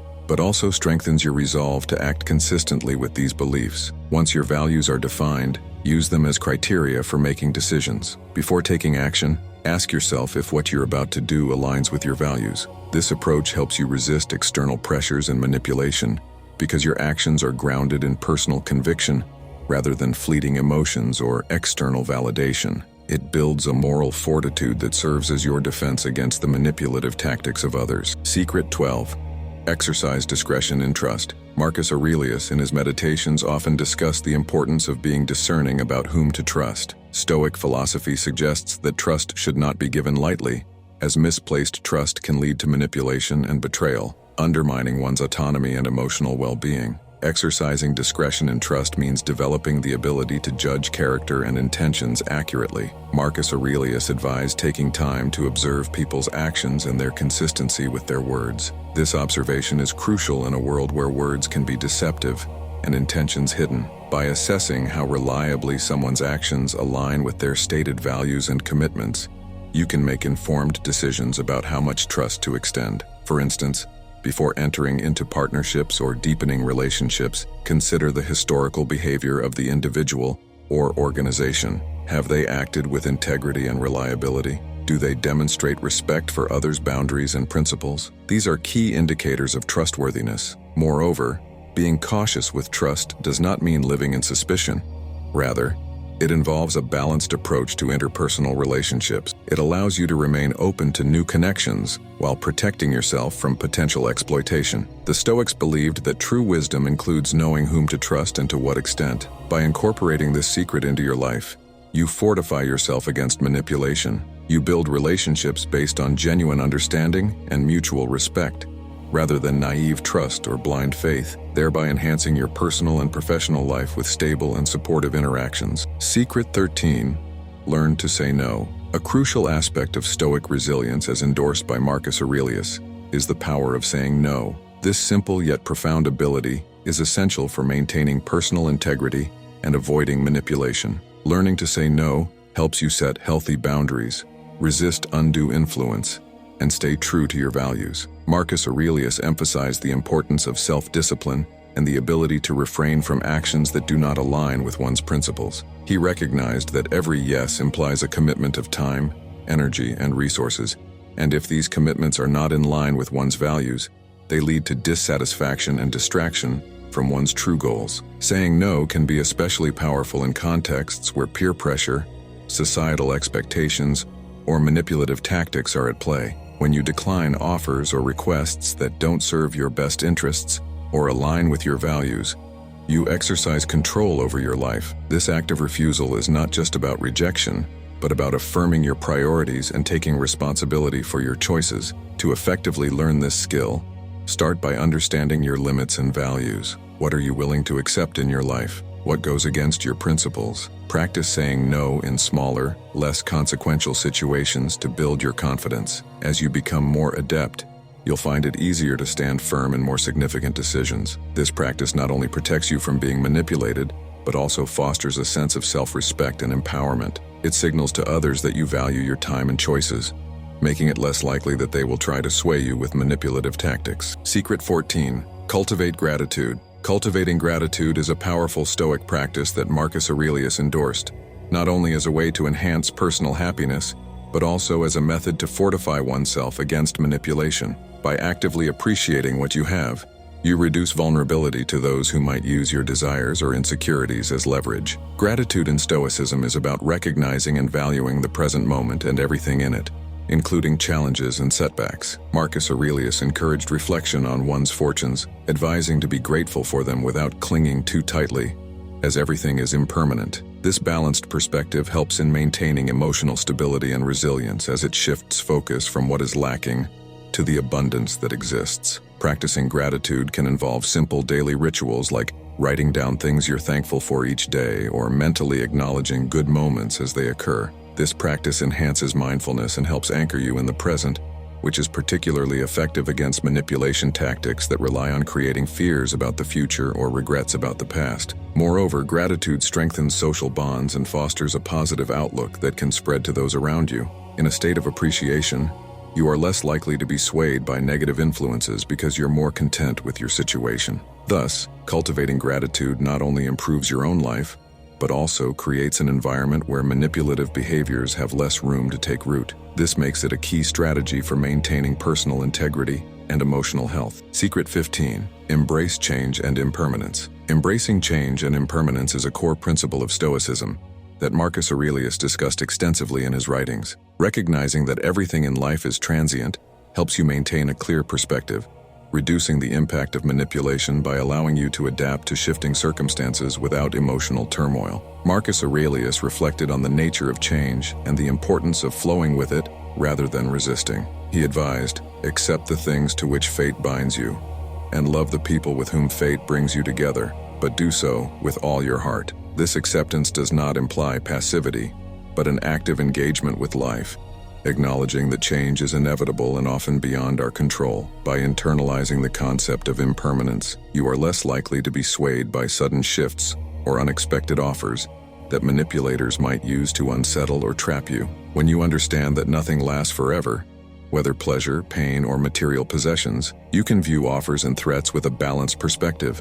evaluating them based on how they align with your values and long-term goals. Furthermore, embracing change encourages flexibility in your thoughts and actions. This adaptability is crucial in a world where unpredictability is the norm. It allows you to meet challenges head-on, shifting strategies as needed without losing sight of your overarching objectives. This Stoic secret empowers you to navigate life's ups and downs with grace and fortitude, ensuring that your actions are dictated by reason and self-awareness, not external pressures or fleeting emotions. Implementing these Stoic practices in daily life does more than just enhance individual well-being. It fosters a broader sense of empowerment and a commitment to living authentically according to one's values. This journey is not just about resisting manipulation, but also about embracing a life of virtue and contentment, regardless of external circumstances. As we continue to navigate the complexities of modern life, let these Stoic insights inspire and guide you. Embrace the lessons of Marcus Aurelius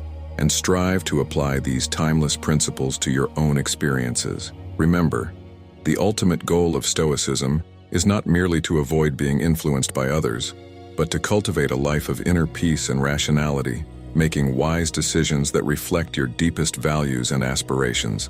In navigating the tumultuous waters of life, adopting a Stoic behavior allows us to remain poised and unfazed. Picture yourself as an oak during a storm. Leaves may whirl and branches may bend, yet the trunk stands resilient, anchored to the earth. This metaphor captures the essence of Stoicism as taught by Epictetus, a philosopher whose insights into human nature and resilience offer a blueprint for maintaining serenity amid chaos. We will talk about 12 core principles that fortify the spirit against the vagaries of life, urging us to live as though untouched by external disturbances. Welcome to Stoic Mastery. Principle 1. Embrace silence over speech. Enhance your listening.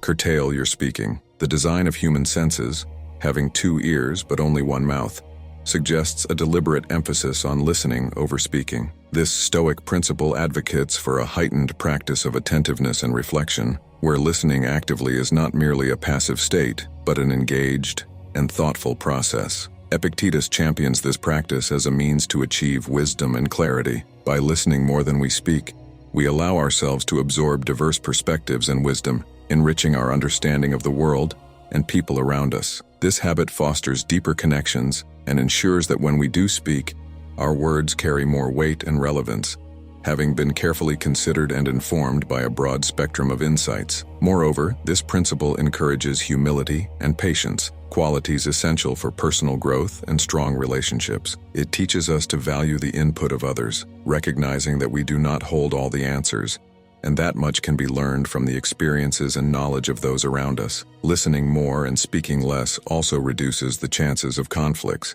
as it often leads to a better understanding of the intentions and emotions of others. In practice, embracing silence over speech can transform conversations and interactions. It involves actively engaging with the speaker through eye contact, nodding, and occasionally summarizing what has been said to affirm comprehension. This approach not only enhances communication, but also builds trust and respect, as people feel heard and valued. Epictetus's advice here is profound yet simple. If we manage to balance our urge to speak with a commitment to listen, we cultivate an environment where learning and respect flourish. This balance is crucial not only in personal relationships but also in professional environments, where effective communication is key to success and cooperation.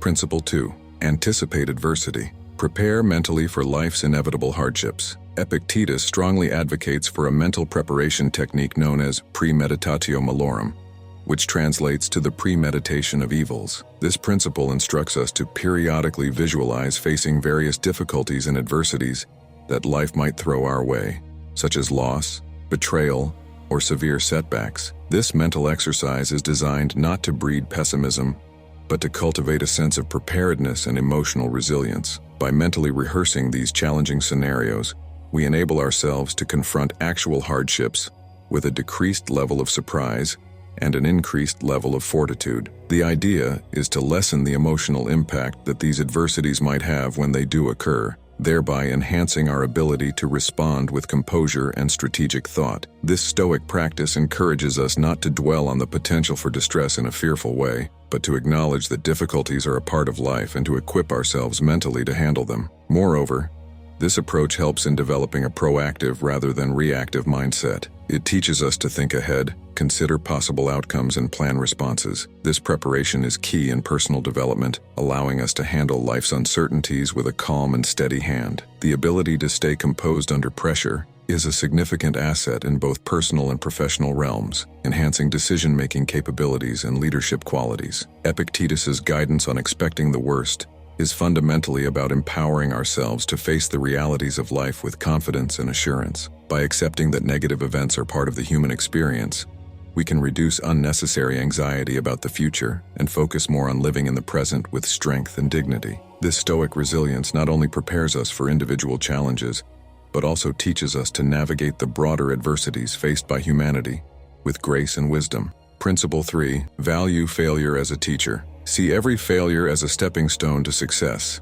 Epictetus, a Stoic philosopher, views failure not as a setback, but as an essential part of the journey towards self-improvement and wisdom. This principle challenges the common perception of failure as inherently negative, proposing instead that it serves as a critical learning opportunity. Each failure offers valuable insights that can lead to better decisions and strategies in the future. Epictetus emphasizes that the process of learning from failure is integral to personal and professional development. It involves a cycle of trying, failing, reflecting, and improving. By understanding what did not work, we can refine our approaches and behaviors. This iterative process is the core of growth and innovation. In embracing failure as a teacher, we also cultivate resilience, adaptability, and persistence, qualities essential for achieving lasting success. Moreover, this principle encourages a shift in mindset from a fear of failure to an acceptance of it as a natural progression in any endeavor. This change in perspective reduces the stigma associated with making mistakes and encourages a more open and experimental approach in life and work.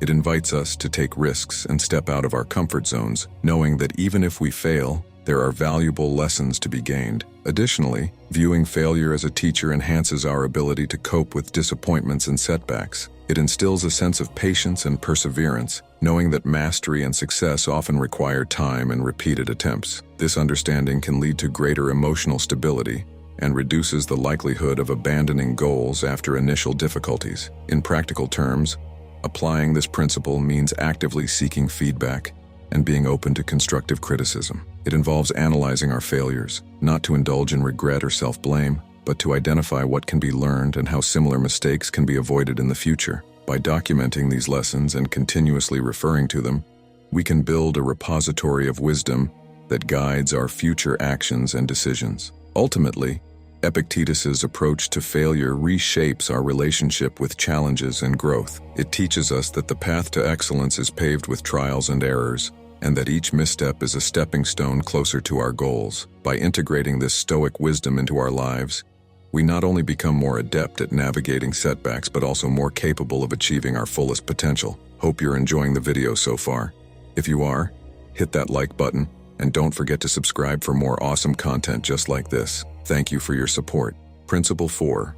Diversify your hopes. Spread your aspirations across multiple goals. Epictetus encourages us not to place all our emotional and practical investments in a single dream or objective. By diversifying our hopes and efforts across a variety of pursuits, we mitigate the risk of profound disappointment and maximize our chances of overall success and fulfillment. This principle draws on the wisdom of not being overly attached to any one outcome. When we hinge our happiness or sense of accomplishment on a single point of success, we leave ourselves vulnerable to significant distress if that point fails. Epictetus teaches that life's unpredictable nature and inherent uncertainties often lead to outcomes beyond our control, which can sometimes be unfavorable. By having multiple areas of focus, we can buffer the impact of setbacks in any one area, ensuring that our overall well-being remains balanced and protected. Moreover, pursuing multiple goals allows us to explore diverse interests and talents, which can lead to a richer and more satisfying life experience. This approach aligns with the Stoic belief in developing personal resilience and adaptability. It encourages a dynamic engagement with the world, where we are continually learning, growing, and adjusting our paths based on our experiences and the feedback we receive from our endeavors. Epictetus's advice here also fosters a mindset that appreciates progress in all its forms and recognizes the value in partial successes. For instance, if one's career ambitions are tempered by challenges, satisfaction might still be found in personal or community achievements. This balanced perspective helps maintain motivation and prevents disillusionment, which can often follow from unmet expectations. Practically implementing this principle involves setting goals in various aspects of life: professional, personal growth, relationships, hobbies, and health. It encourages planning and effort distribution, such that no single failure can devastate one's sense of self or future prospects. Additionally, this multifaceted goal setting promotes a continuous learning cycle, where the skills and knowledge gained from one area can often support and enhance achievements in another. Ultimately, diversifying hopes teaches us to enjoy the journey itself, with its ups and downs, rather than fixating solely on the destinations. It helps build a life that is robust against the shocks and surprises that are part of the human experience, ensuring that we remain steadfast, productive, and joyful regardless of external circumstances. This Stoic approach not only enhances our ability to cope with life's challenges, but also enriches our capacity to appreciate and make the most of its varied opportunities. Principle 5. Keep the inevitability of death in mind. Live with the awareness of life's transience. Epictetus urges us to maintain a constant awareness of death, not to cultivate a morbid fascination, but to foster a profound appreciation for the finite nature of life. This Stoic reminder serves as a powerful motivator to live our lives with intention and purpose, knowing that our time is limited. The principle of memento mori, or remember that you must die, is not intended to induce fear, but rather to inspire a clearer focus on what truly matters. By keeping the inevitability of death in mind, we can avoid getting trapped in petty concerns and superficial pursuits that often occupy much of our time and energy. This awareness helps us prioritize relationships, personal growth, and meaningful contributions to our communities. It encourages us to live authentically, making decisions that align with our deepest values and aspirations. Furthermore, this contemplation of mortality compels us not to postpone important decisions or delay pursuing our dreams. Knowing that life does not offer endless tomorrows, we are prompted to take action today rather than waiting for a perfect future that may never come. This urgency can lead to a more dynamic and fulfilled life, as we are more likely to seize opportunities and engage deeply with the world around us. Epictetus's teaching also reduces the fear of death itself, which often underlies many of our anxieties and inhibitions. By familiarizing ourselves with the idea of death and accepting it as a natural and inevitable part of life, we can reduce its power to distress and immobilize us. This acceptance can enhance our courage, freeing us to live more boldly and fully. Practically applying this principle involves reflective practices such as meditation on mortality, journaling about our life goals and progress, and engaging in discussions about life's meaning and legacy. These activities help internalize the concept of life's brevity and encourage us to live in ways that will leave a positive and lasting impact. In addition, by embracing this awareness of life's impermanence, we are better able to appreciate the present moment. Each day can be seen as a gift to be valued and maximized, rather than merely another in an indefinite series. This shift in perspective can lead to greater satisfaction and joy in daily activities, as we recognize the preciousness of each experience and interaction. Ultimately, keeping the inevitability of death in mind allows us to lead lives that are not only more productive and intentional, but also more peaceful and contented. It cultivates a serene acceptance of life's cycle, empowering us to face challenges with grace and to cherish the beauty and opportunities each day offers. This Stoic wisdom, far from being somber, enriches our lives with depth and meaning, ensuring that we live not just longer, but richer in spirit. Principle 6.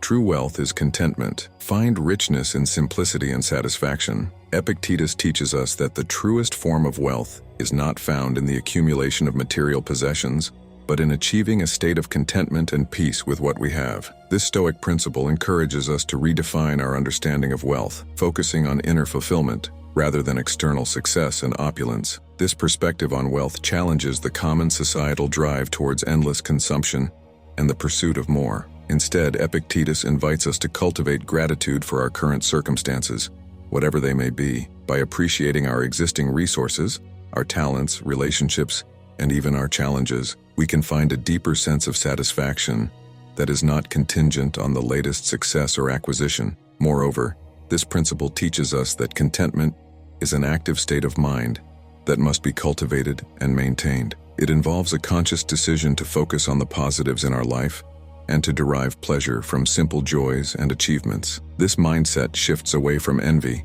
and dissatisfaction, requires practice and perseverance, but leads to a more joyful and resilient existence. Practically, achieving true wealth through contentment means engaging in regular practices that foster gratitude, such as keeping a gratitude journal or meditating on the things for which we are thankful. It also involves setting boundaries around material desires and consciously choosing pursuits that align with deeper values rather than superficial measures of success. Epictetus's advice also extends to how we handle loss or lack. Instead of allowing these experiences to lead us into bitterness or despair, we are encouraged to find lessons and opportunities for growth within them. This approach not only mitigates the pain associated with loss, but also helps us build a robust inner life that external circumstances cannot easily shake. Contentment as wealth also improves our relationships with others. By freeing ourselves from the constant need for more, we can be more present with others and more generous with our time and resources. This creates richer, more supportive relationships and helps build a community where true values are celebrated over material gain. Lastly, embracing contentment allows us to exit the relentless competition for more money, more status, more possessions. This disengagement from societal pressures leads to a life that is less anxious, less driven by comparisons, and more focused on personal well-being and fulfillment. In sum, by practicing the Stoic wisdom of finding true wealth in contentment, we not only enhance our own lives, but also contribute to a healthier, more harmonious society. We learn to appreciate what we have, and we foster an environment where collective well-being is valued over individual gain. This principle encourages a life of simplicity, gratitude, and joy, which are accessible to every individual regardless of their external circumstances. Principle 7. Cultivate humility. Embrace learning as a lifelong process. Epictetus emphasizes the importance of humility as a foundational virtue in the pursuit of wisdom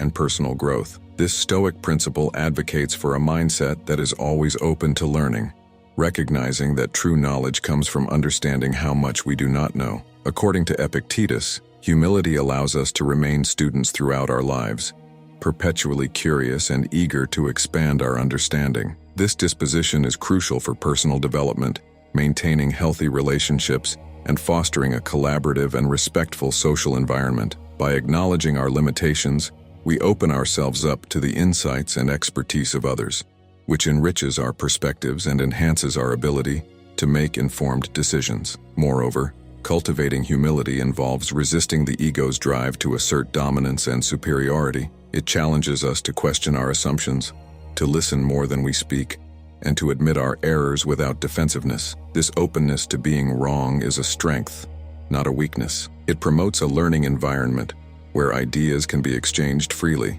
and innovation can thrive. In practical terms, applying this principle means willingly seeking feedback and constructive criticism. It involves surrounding ourselves with people who challenge us intellectually and who aren't afraid to question our ideas. These might include mentors, peers, or even critics. Engaging with diverse viewpoints and challenging discussions can sharpen our thinking and deepen our understanding. Humility also plays a critical role in leadership. Leaders who embody this Stoic virtue are more likely to inspire loyalty and cooperation because they value the contributions of others and are seen as approachable and fair. Such leaders prioritize the greater good over personal accolades, which cultivates a culture of trust and mutual respect. Additionally, humility allows us to handle success and failure with the same level of grace. It keeps us grounded when we achieve success, reminding us that fortunes can change and that every achievement is a collective effort. Similarly, when faced with setbacks,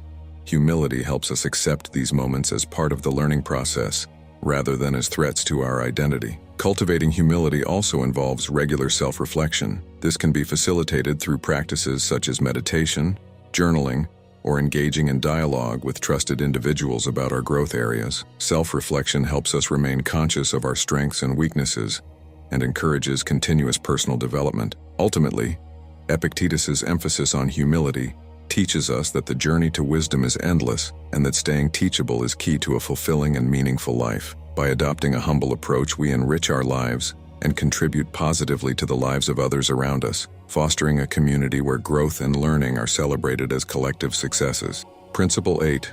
Reject guilt.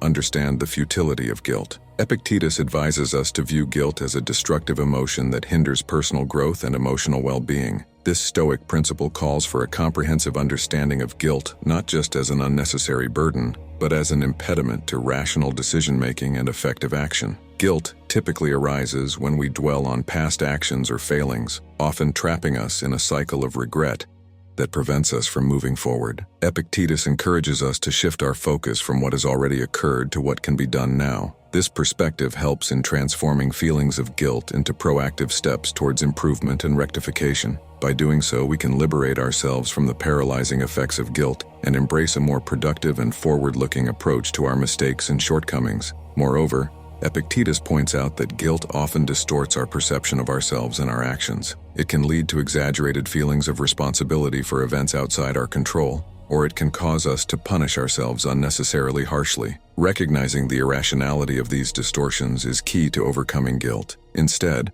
a Stoic approach recommends assessing situations with objectivity and accepting only the portion of responsibility that is truly ours. This principle also involves understanding the difference between guilt and remorse. While guilt is often self-focused and self-punitive, remorse is outward-looking and concerned with making amends and learning from errors. Epictetus would argue for transforming guilt into remorse, which is more aligned with Stoic values of rationality and virtue. Remorse leads to constructive behaviors such as apologizing, making reparations where possible, and, most importantly, learning from the experience to avoid similar mistakes in the future. In practical application, rejecting guilt means actively working to change the behaviors or decisions that led to regrettable outcomes. This might involve seeking advice or education, adjusting one's approach to decision-making, or developing new habits that are more in line with one's ethical or moral values. It also means practicing self-forgiveness, acknowledging human imperfection, and allowing oneself to move forward without ongoing self-reproach. Additionally,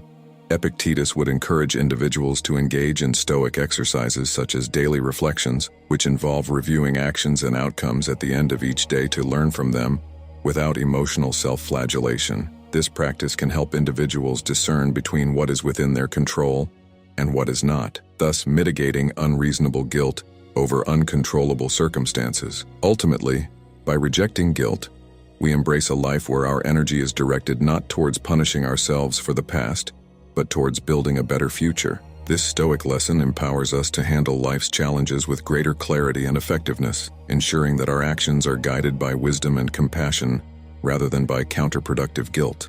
Principle 9. Master your reactions. Your reactions forge your destiny. Epictetus teaches that while we cannot control every event that happens to us, we have complete authority over how we respond. This Stoic principle highlights the critical role of our reactions in shaping our lives, asserting that our destiny is not merely a series of external events, but the result of our internal responses. This perspective invites us to cultivate a mindful approach to our reactions. Instead of responding impulsively or emotionally, we are encouraged to pause, reflect, and choose responses that align with our values and long-term objectives. This process of thoughtful reaction builds resilience and equips us to handle challenges more effectively. Moreover, mastering our reactions involves recognizing the space between stimulus and response. In this space lies our power to choose our response, which in turn influences the outcomes we experience. By expanding this space through practices such as meditation, deep breathing,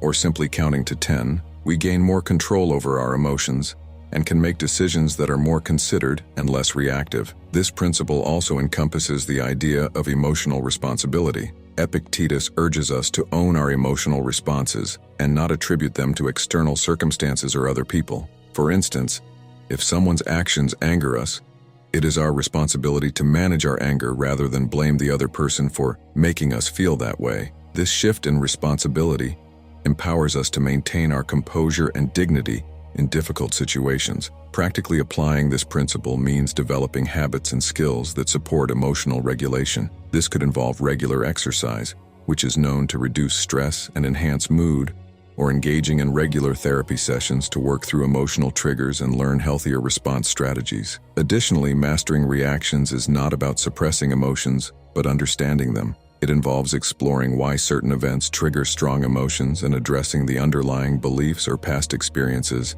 that may be influencing our reactions. This deeper understanding can transform our emotional landscape and lead to more deliberate and constructive responses. Epictetus also highlights the importance of anticipation in mastering reactions. By mentally rehearsing potential challenges and visualizing calm and rational responses, we can prepare ourselves to handle real-life situations with greater equanimity. This proactive approach not only reduces anxiety, but also enhances our confidence in our ability to manage whatever life throws our way. Ultimately, by mastering our reactions, we not only influence our immediate circumstances, but also set the trajectory for our future. This principle teaches us that our power lies not in altering the external world, but in controlling our internal responses, thereby shaping our lives through wisdom, foresight, and strength of character. This Stoic wisdom not only contributes to personal peace and success, but also to the harmony and well-being of those around us. Principle 10.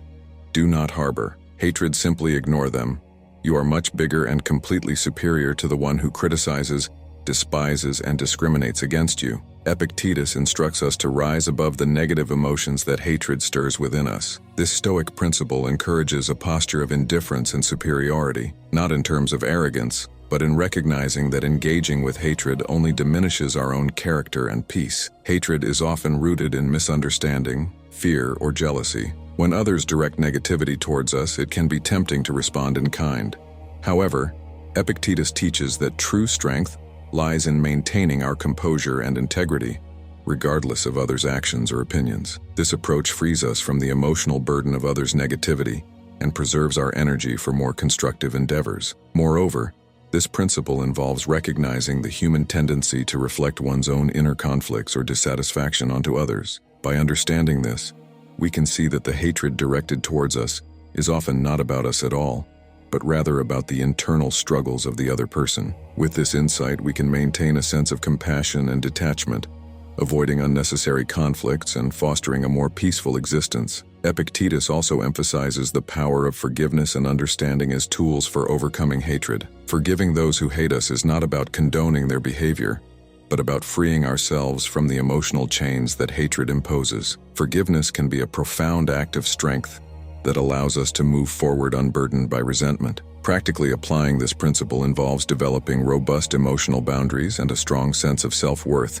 that are not easily shaken by others' opinions or negativity. It requires consistent self-reflection to ensure that we do not internalize or mirror the hatred directed at us. Techniques such as mindfulness and meditation can be helpful in maintaining an equanimous state of mind that effectively shields against external negativity. Additionally, Epictetus encourages us to lead by example. By responding to hatred with indifference or kindness, we set a powerful example for others. This can not only diffuse potentially volatile situations, but can also inspire change in those who initially harbored negative feelings. Leading with compassion and understanding can transform adversarial relationships and foster a more empathetic community. By adopting a Stoic indifference to hatred, we not only protect our mental and emotional health, but also contribute to a less divisive and more harmonious society. This principle teaches us that the ultimate control over our happiness and peace lies within us, not in external circumstances or other people's actions. Through Stoicism,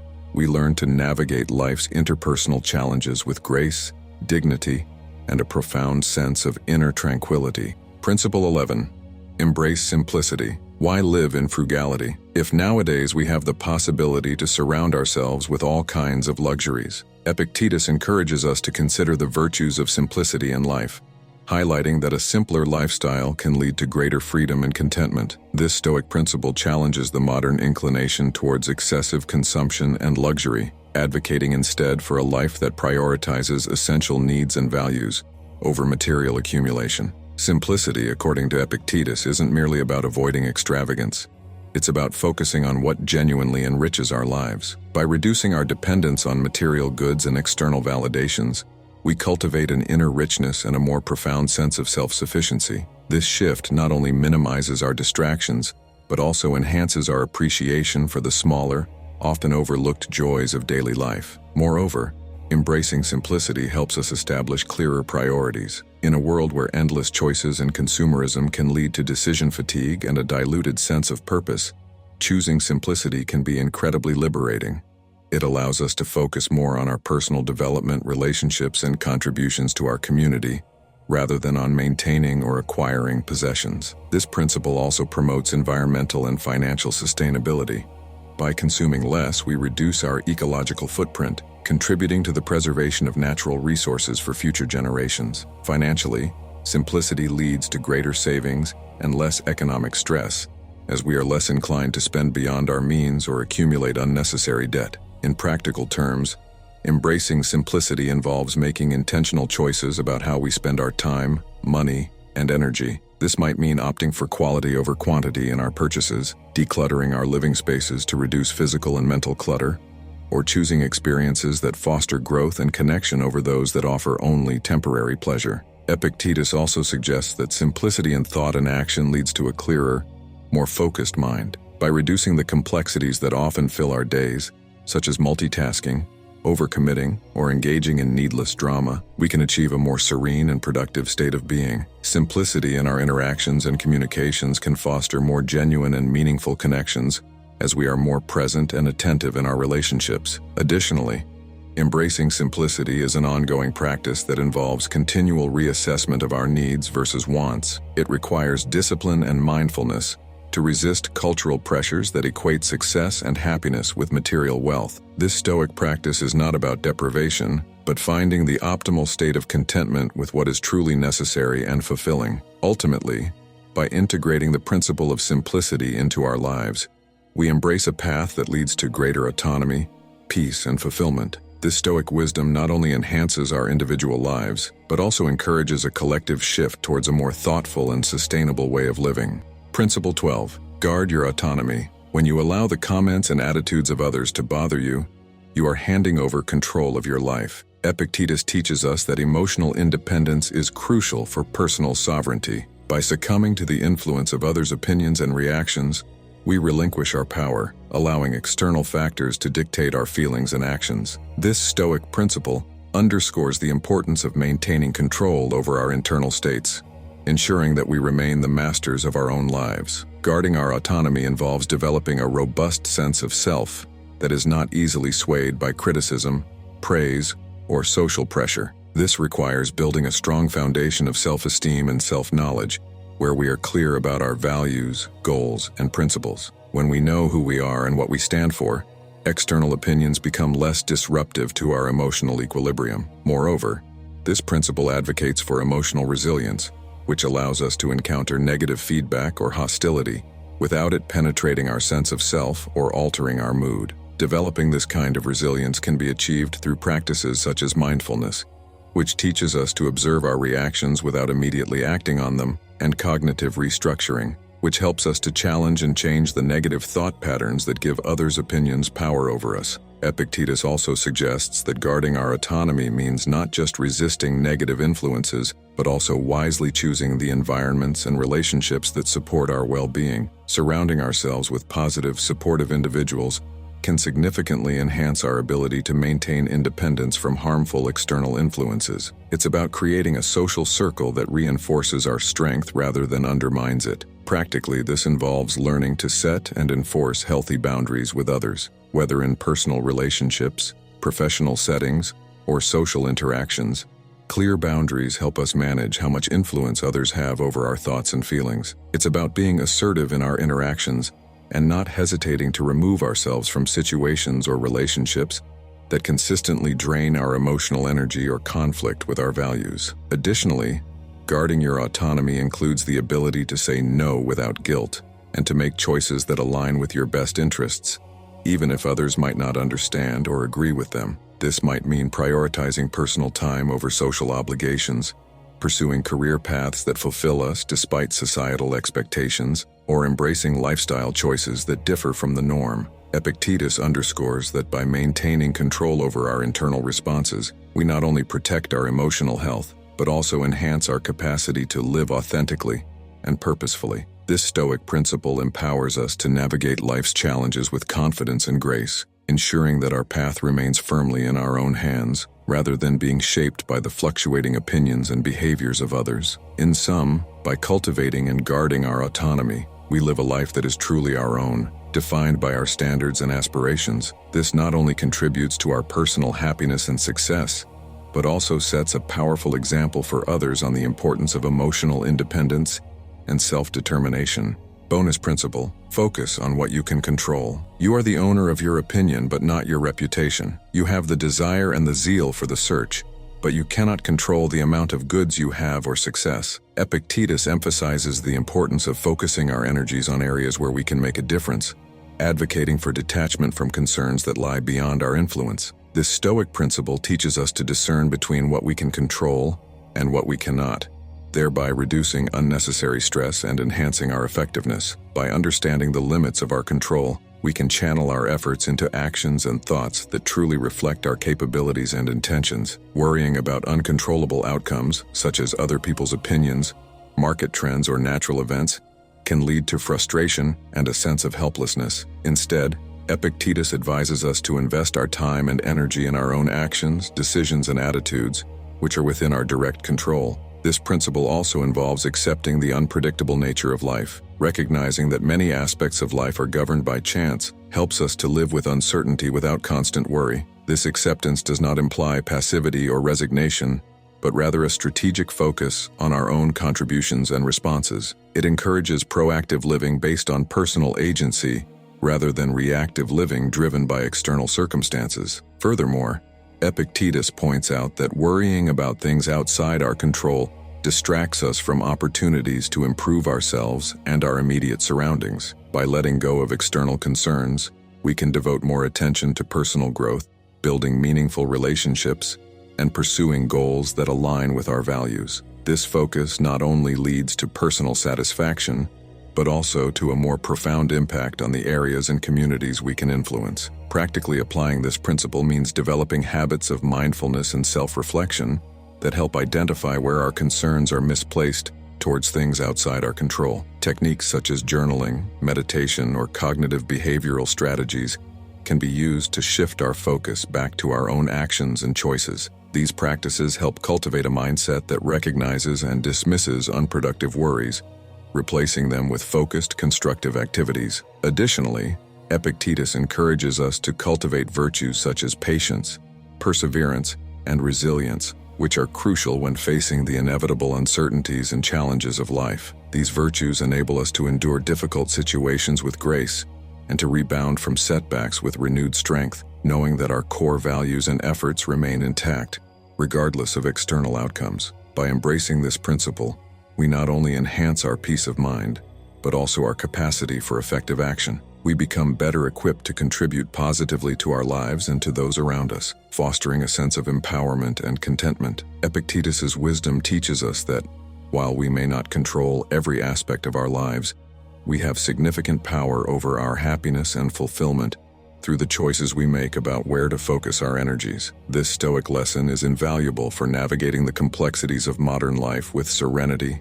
and purpose. Conclusion: by integrating these expanded principles into our lives, we embody the Stoic ideal: serene, resilient, and wise. These teachings are not just philosophical ideals but practical guidelines for living a fulfilled and balanced life. As we apply these principles, we transform our interactions with the world, fostering a life of harmony and stability amidst life's inevitable storms. Share your journey of incorporating Stoic wisdom in the comments below.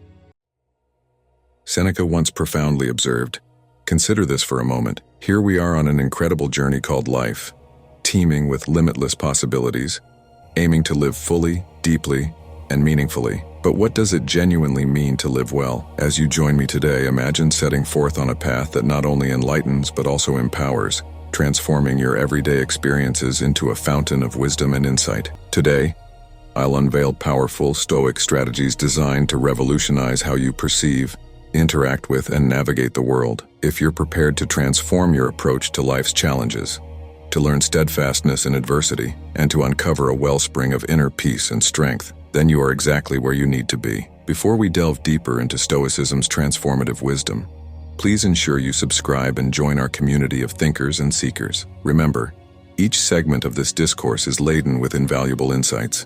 Make sure not to miss any part as we embark on this enlightening journey together. Embracing change, the Stoic approach to life's inevitabilities. When was the last time something in your life changed? It could be a minor adjustment in your daily routine, like a career transition or relocating to a new city. It felt uncomfortable, perhaps even daunting, didn't it? This is where Stoicism steps in, teaching us that these moments of discomfort are not mere obstacles, but opportunities for growth, learning, and evolving into stronger versions of ourselves. Marcus Aurelius, one of the most revered Stoic philosophers, beautifully said, "Accept whatever comes to you woven in the pattern of your destiny, for what could more aptly fit your needs?" This perspective is potent. It encourages us to view life's tapestry as a mosaic, continuously changing and evolving, with each new piece enhancing the overall beauty. Embracing change is not about passivity. It is about engaging actively with life's dynamics, confronting changes with courage, openness, and a willingness to adapt and learn. It's about asking ourselves, what can this change teach me? How can it contribute to my growth? Indeed, facing change can be daunting, but Stoicism equips us with the mindset to endure and thrive. It teaches us to find stability within ourselves, anchoring in our values and virtues to face any change with equanimity and grace. In fact, growth seldom occurs in the comfort zone. It is often in those moments of discomfort that we find the most profound opportunities for personal growth and transformation. The Stoics were masters at turning adversity into advantage, viewing challenges not merely as character building, but as pathways to developing resilience, wisdom, and inner strength. Consider a muscle. Without resistance, it cannot become stronger. Similarly, our character and mind require challenges to grow. Now, let's get personal for a moment. Recall a time when you faced significant discomfort, whether tackling a complex project at work, navigating a difficult relationship, or confronting a fear. It was tough, right? You might have been tempted to retreat. However, if you persevered, you likely emerged on the other side stronger, wiser, and more capable. This is the essence of embracing discomfort as taught by Stoicism. It's about seeing these challenging moments not as impediments, but as invaluable opportunities, embodying true Stoic principles. Marcus Aurelius once stated, "The impediment to action advances action. What stands in the way becomes the way." Here, he suggests that obstacles are not merely hurdles to overcome, but opportunities to forge our path forward. The power of embracing discomfort for personal growth. How do we embrace discomfort when every fiber of our being resists it? It begins with a shift in perspective. Rather than viewing discomfort as something to dread, see it as a signal, a beacon guiding us toward personal growth. It's about stepping into the challenge, leaning into the discomfort, and asking ourselves, what can I learn from this? How can this experience strengthen me? Preparation and practice are also crucial. Just as the Stoics practiced negative visualization, imagining the worst-case scenarios to mentally prepare themselves, we too can practice stepping into small discomforts voluntarily. This might involve taking a cold shower, speaking up in a meeting, or tackling a long-postponed project. These acts of voluntary discomfort build our resilience, preparing us for when life presents larger challenges. In the context of Stoicism, disengagement is not about withdrawing from the world, but rather about creating a mental retreat to gain clarity, perspective, and peace of mind. We live in a world that buzzes constantly.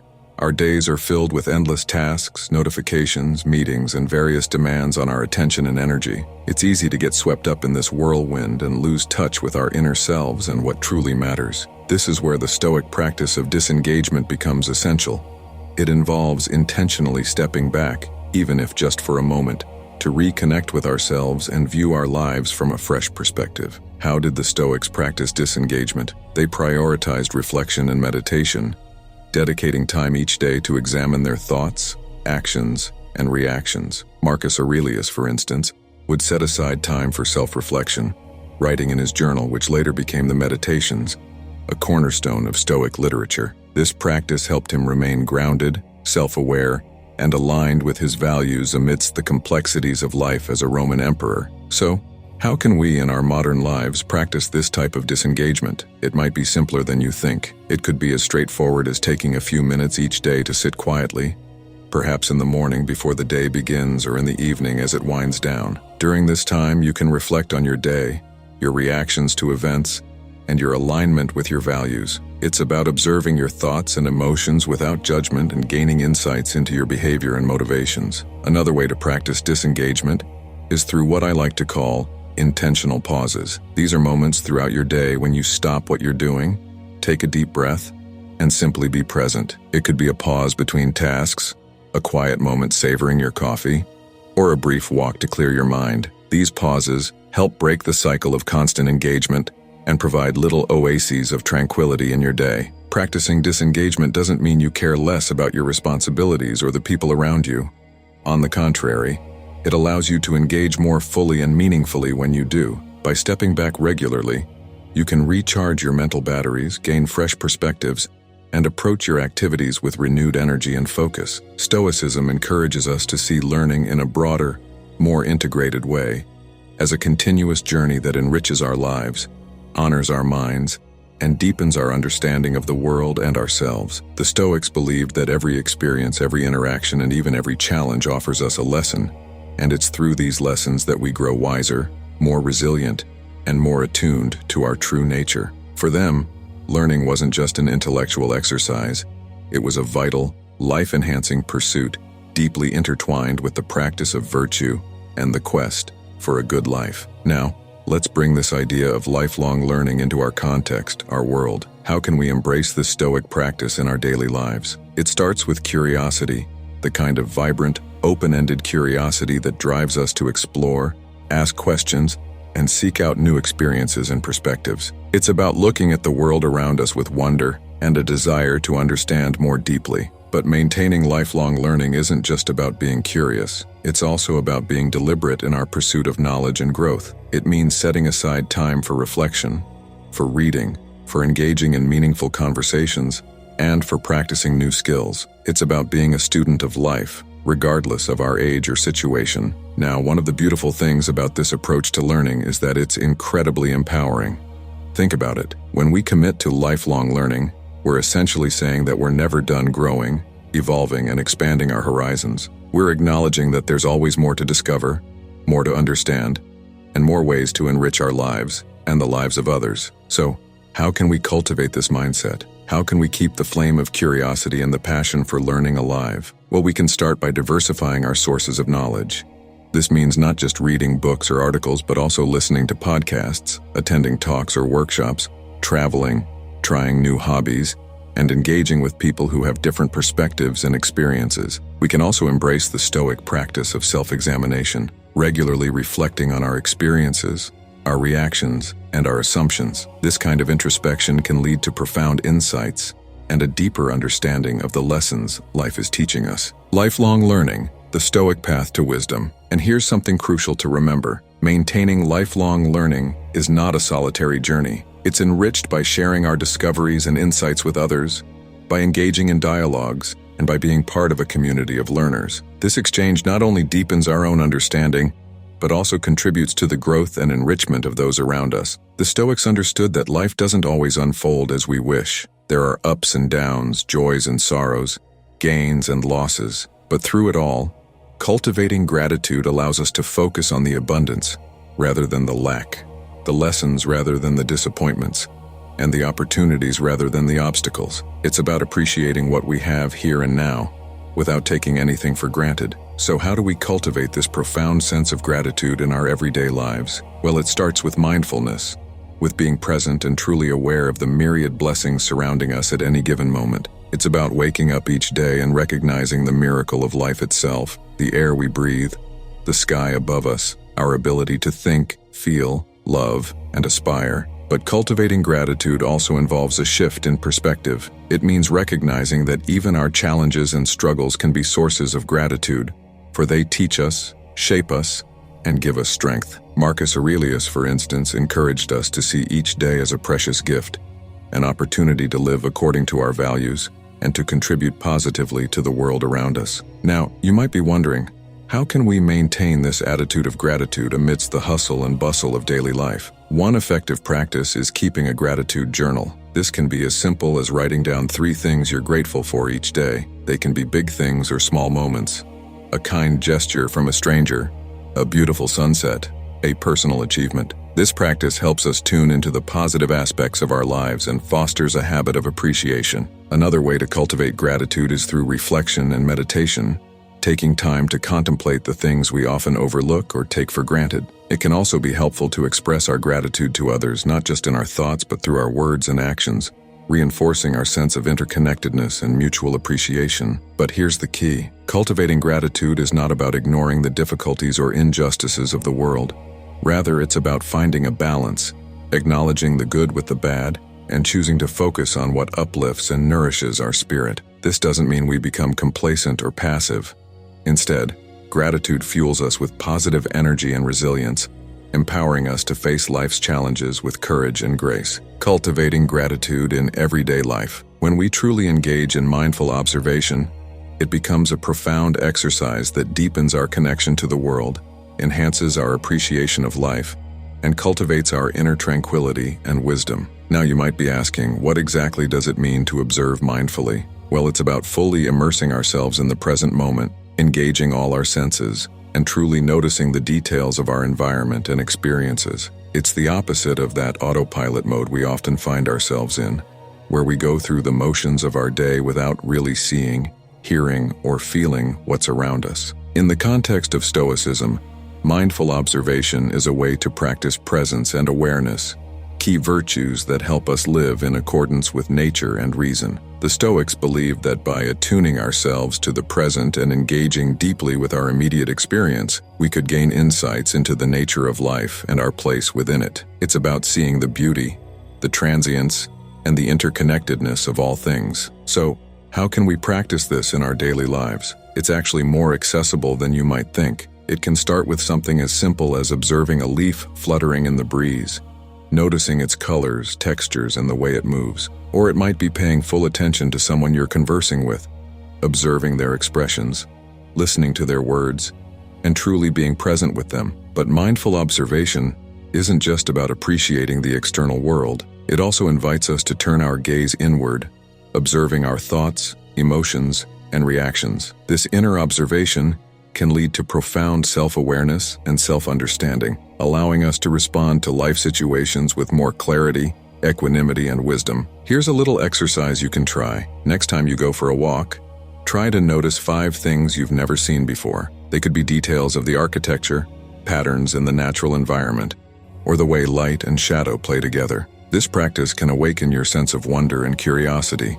deepening your engagement with the world. Mindful observation also ties into the Stoic practice of reflecting on the impermanence of life. By observing the constant changes in our environment, the cycle of the seasons, the ebb and flow of daily life, we're reminded of the transience of all things, including our own experiences and challenges. This can foster a sense of gratitude, resilience, and a deeper appreciation for the present moment. So I encourage you to integrate mindful observation into your daily routine, whether it's savoring your morning coffee, listening to a piece of music, or simply being aware of your breath. These moments of presence can transform the ordinary into the extraordinary, enriching your life with depth, meaning, and joy. In a world bustling with endless chatter, constant distractions, and rapid-fire communications, the art of truly listening to others, to ourselves, and to the world around us can seem like a rare treasure. Active listening is more than just a communication skill. It's a way of being present and fully engaged with the person or situation at hand.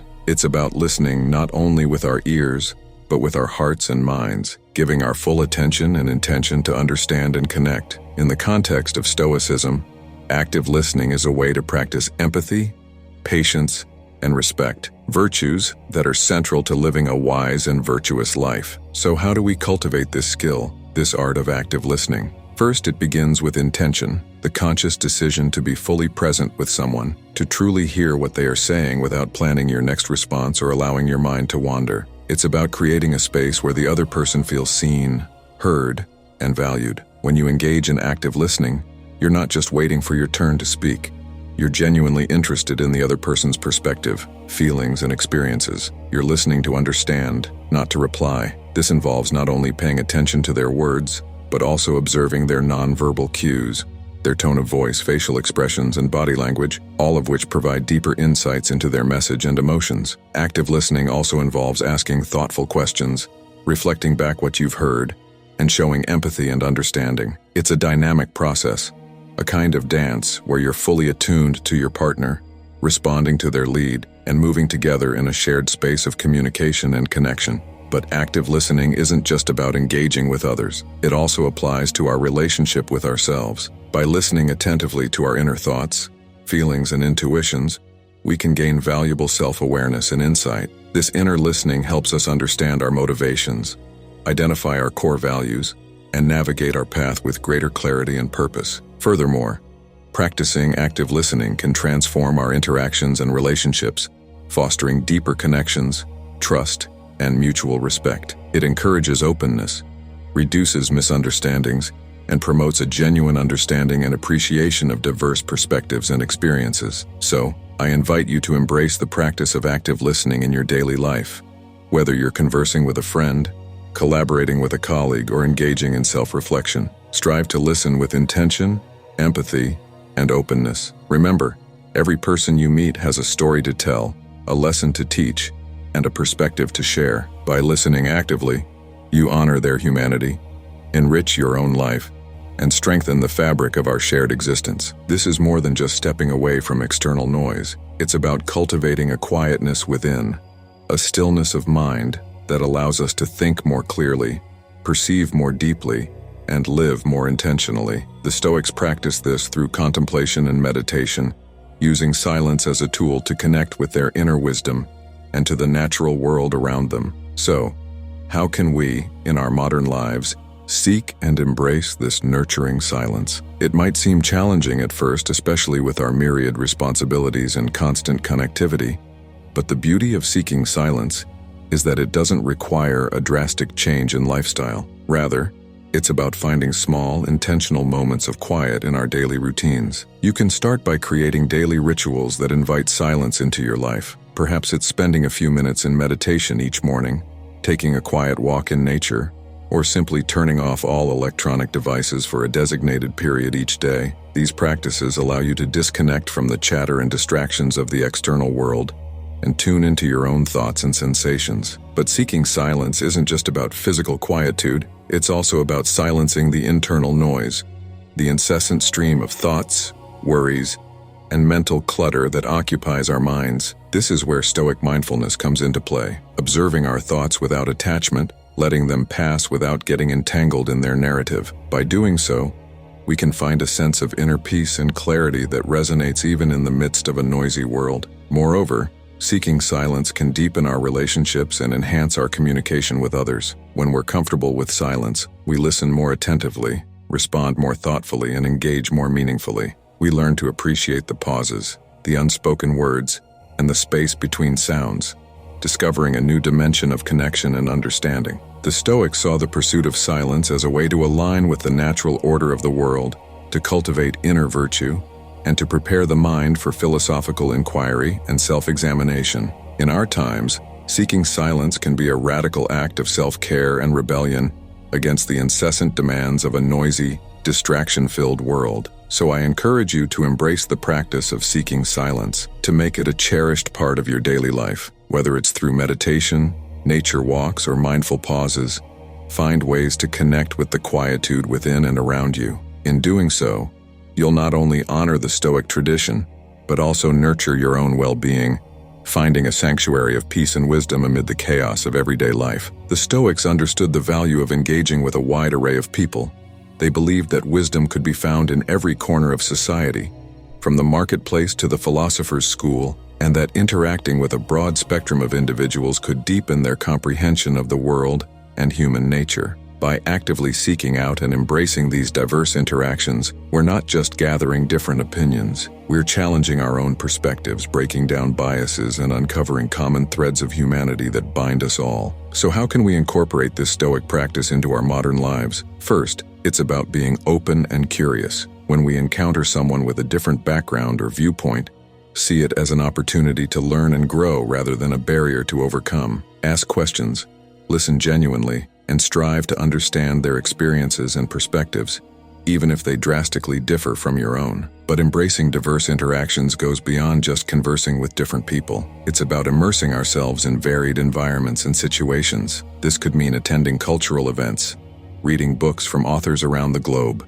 traveling to new places, or even just exploring a new neighborhood in your city. Each of these experiences broadens our horizons, deepens our empathy, and enriches our understanding of the world. Moreover, engaging with diverse perspectives can also enhance our problem-solving and critical thinking skills. When we're exposed to different ways of viewing the world, we're encouraged to think more deeply, question our assumptions, and consider a wider range of solutions to the challenges we face. But let's not forget, embracing diverse interactions also means confronting our own discomforts and prejudices. It requires a willingness to step out of our comfort zones and engage with ideas and beliefs that may challenge our own. This is where true growth happens, where we learn to navigate complexity, embrace ambiguity, and cultivate a more nuanced understanding of the world. The Stoics saw the value in every human interaction, recognizing that each person we meet can teach us something valuable, can offer a mirror to our own character, and can contribute to our journey toward wisdom and virtue. So I encourage you to embrace the rich tapestry of human experience, to seek out and cherish diverse interactions in your life. In doing so, you'll not only be living true to Stoic principles, but you'll also be enriching your own existence, expanding your mind, and fostering a deeper connection with the fascinating world around you. When we approach life with a curious mind, we're less likely to fall into the trap of rigid thinking or snap judgments. We're more open to new experiences, more willing to challenge our assumptions, and more adept at navigating the complexities of the world around us. So, how do we cultivate this sense of curiosity, especially when judgment seems to be our default mode? First, it starts with awareness. Notice when you're about to make a quick judgment and pause. Ask yourself, is there another way to see this? What am I missing? What can I learn from this personal situation? Just this simple act of questioning can shift your perspective and open up a space for curiosity to grow. But cultivating curiosity goes beyond just questioning your judgments. It involves actively seeking out new experiences, ideas, and perspectives. It's about embracing the unknown and the unfamiliar, stepping out of your comfort zone, and being open to being surprised and challenged, whether it's trying a new cuisine, picking up a book on a topic you know little about, or striking up a conversation with someone from a different background.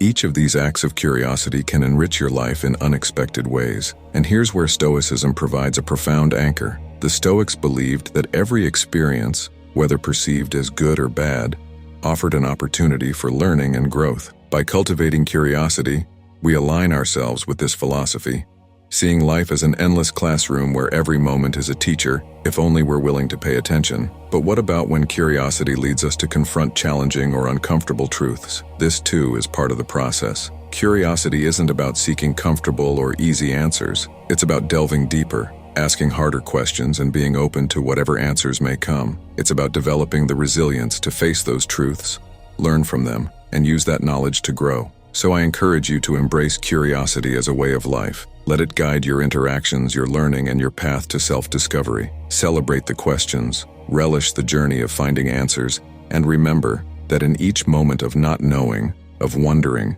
of inquiring, lies the potential for growth, understanding, and a deeper connection to the world around you. As we wrap up today's journey into the heart of Stoicism, I want to leave you with this thought: embrace curiosity, embrace learning, embrace every facet of this wondrous life with an open heart and an open mind. By cultivating curiosity over judgment, we don't just live.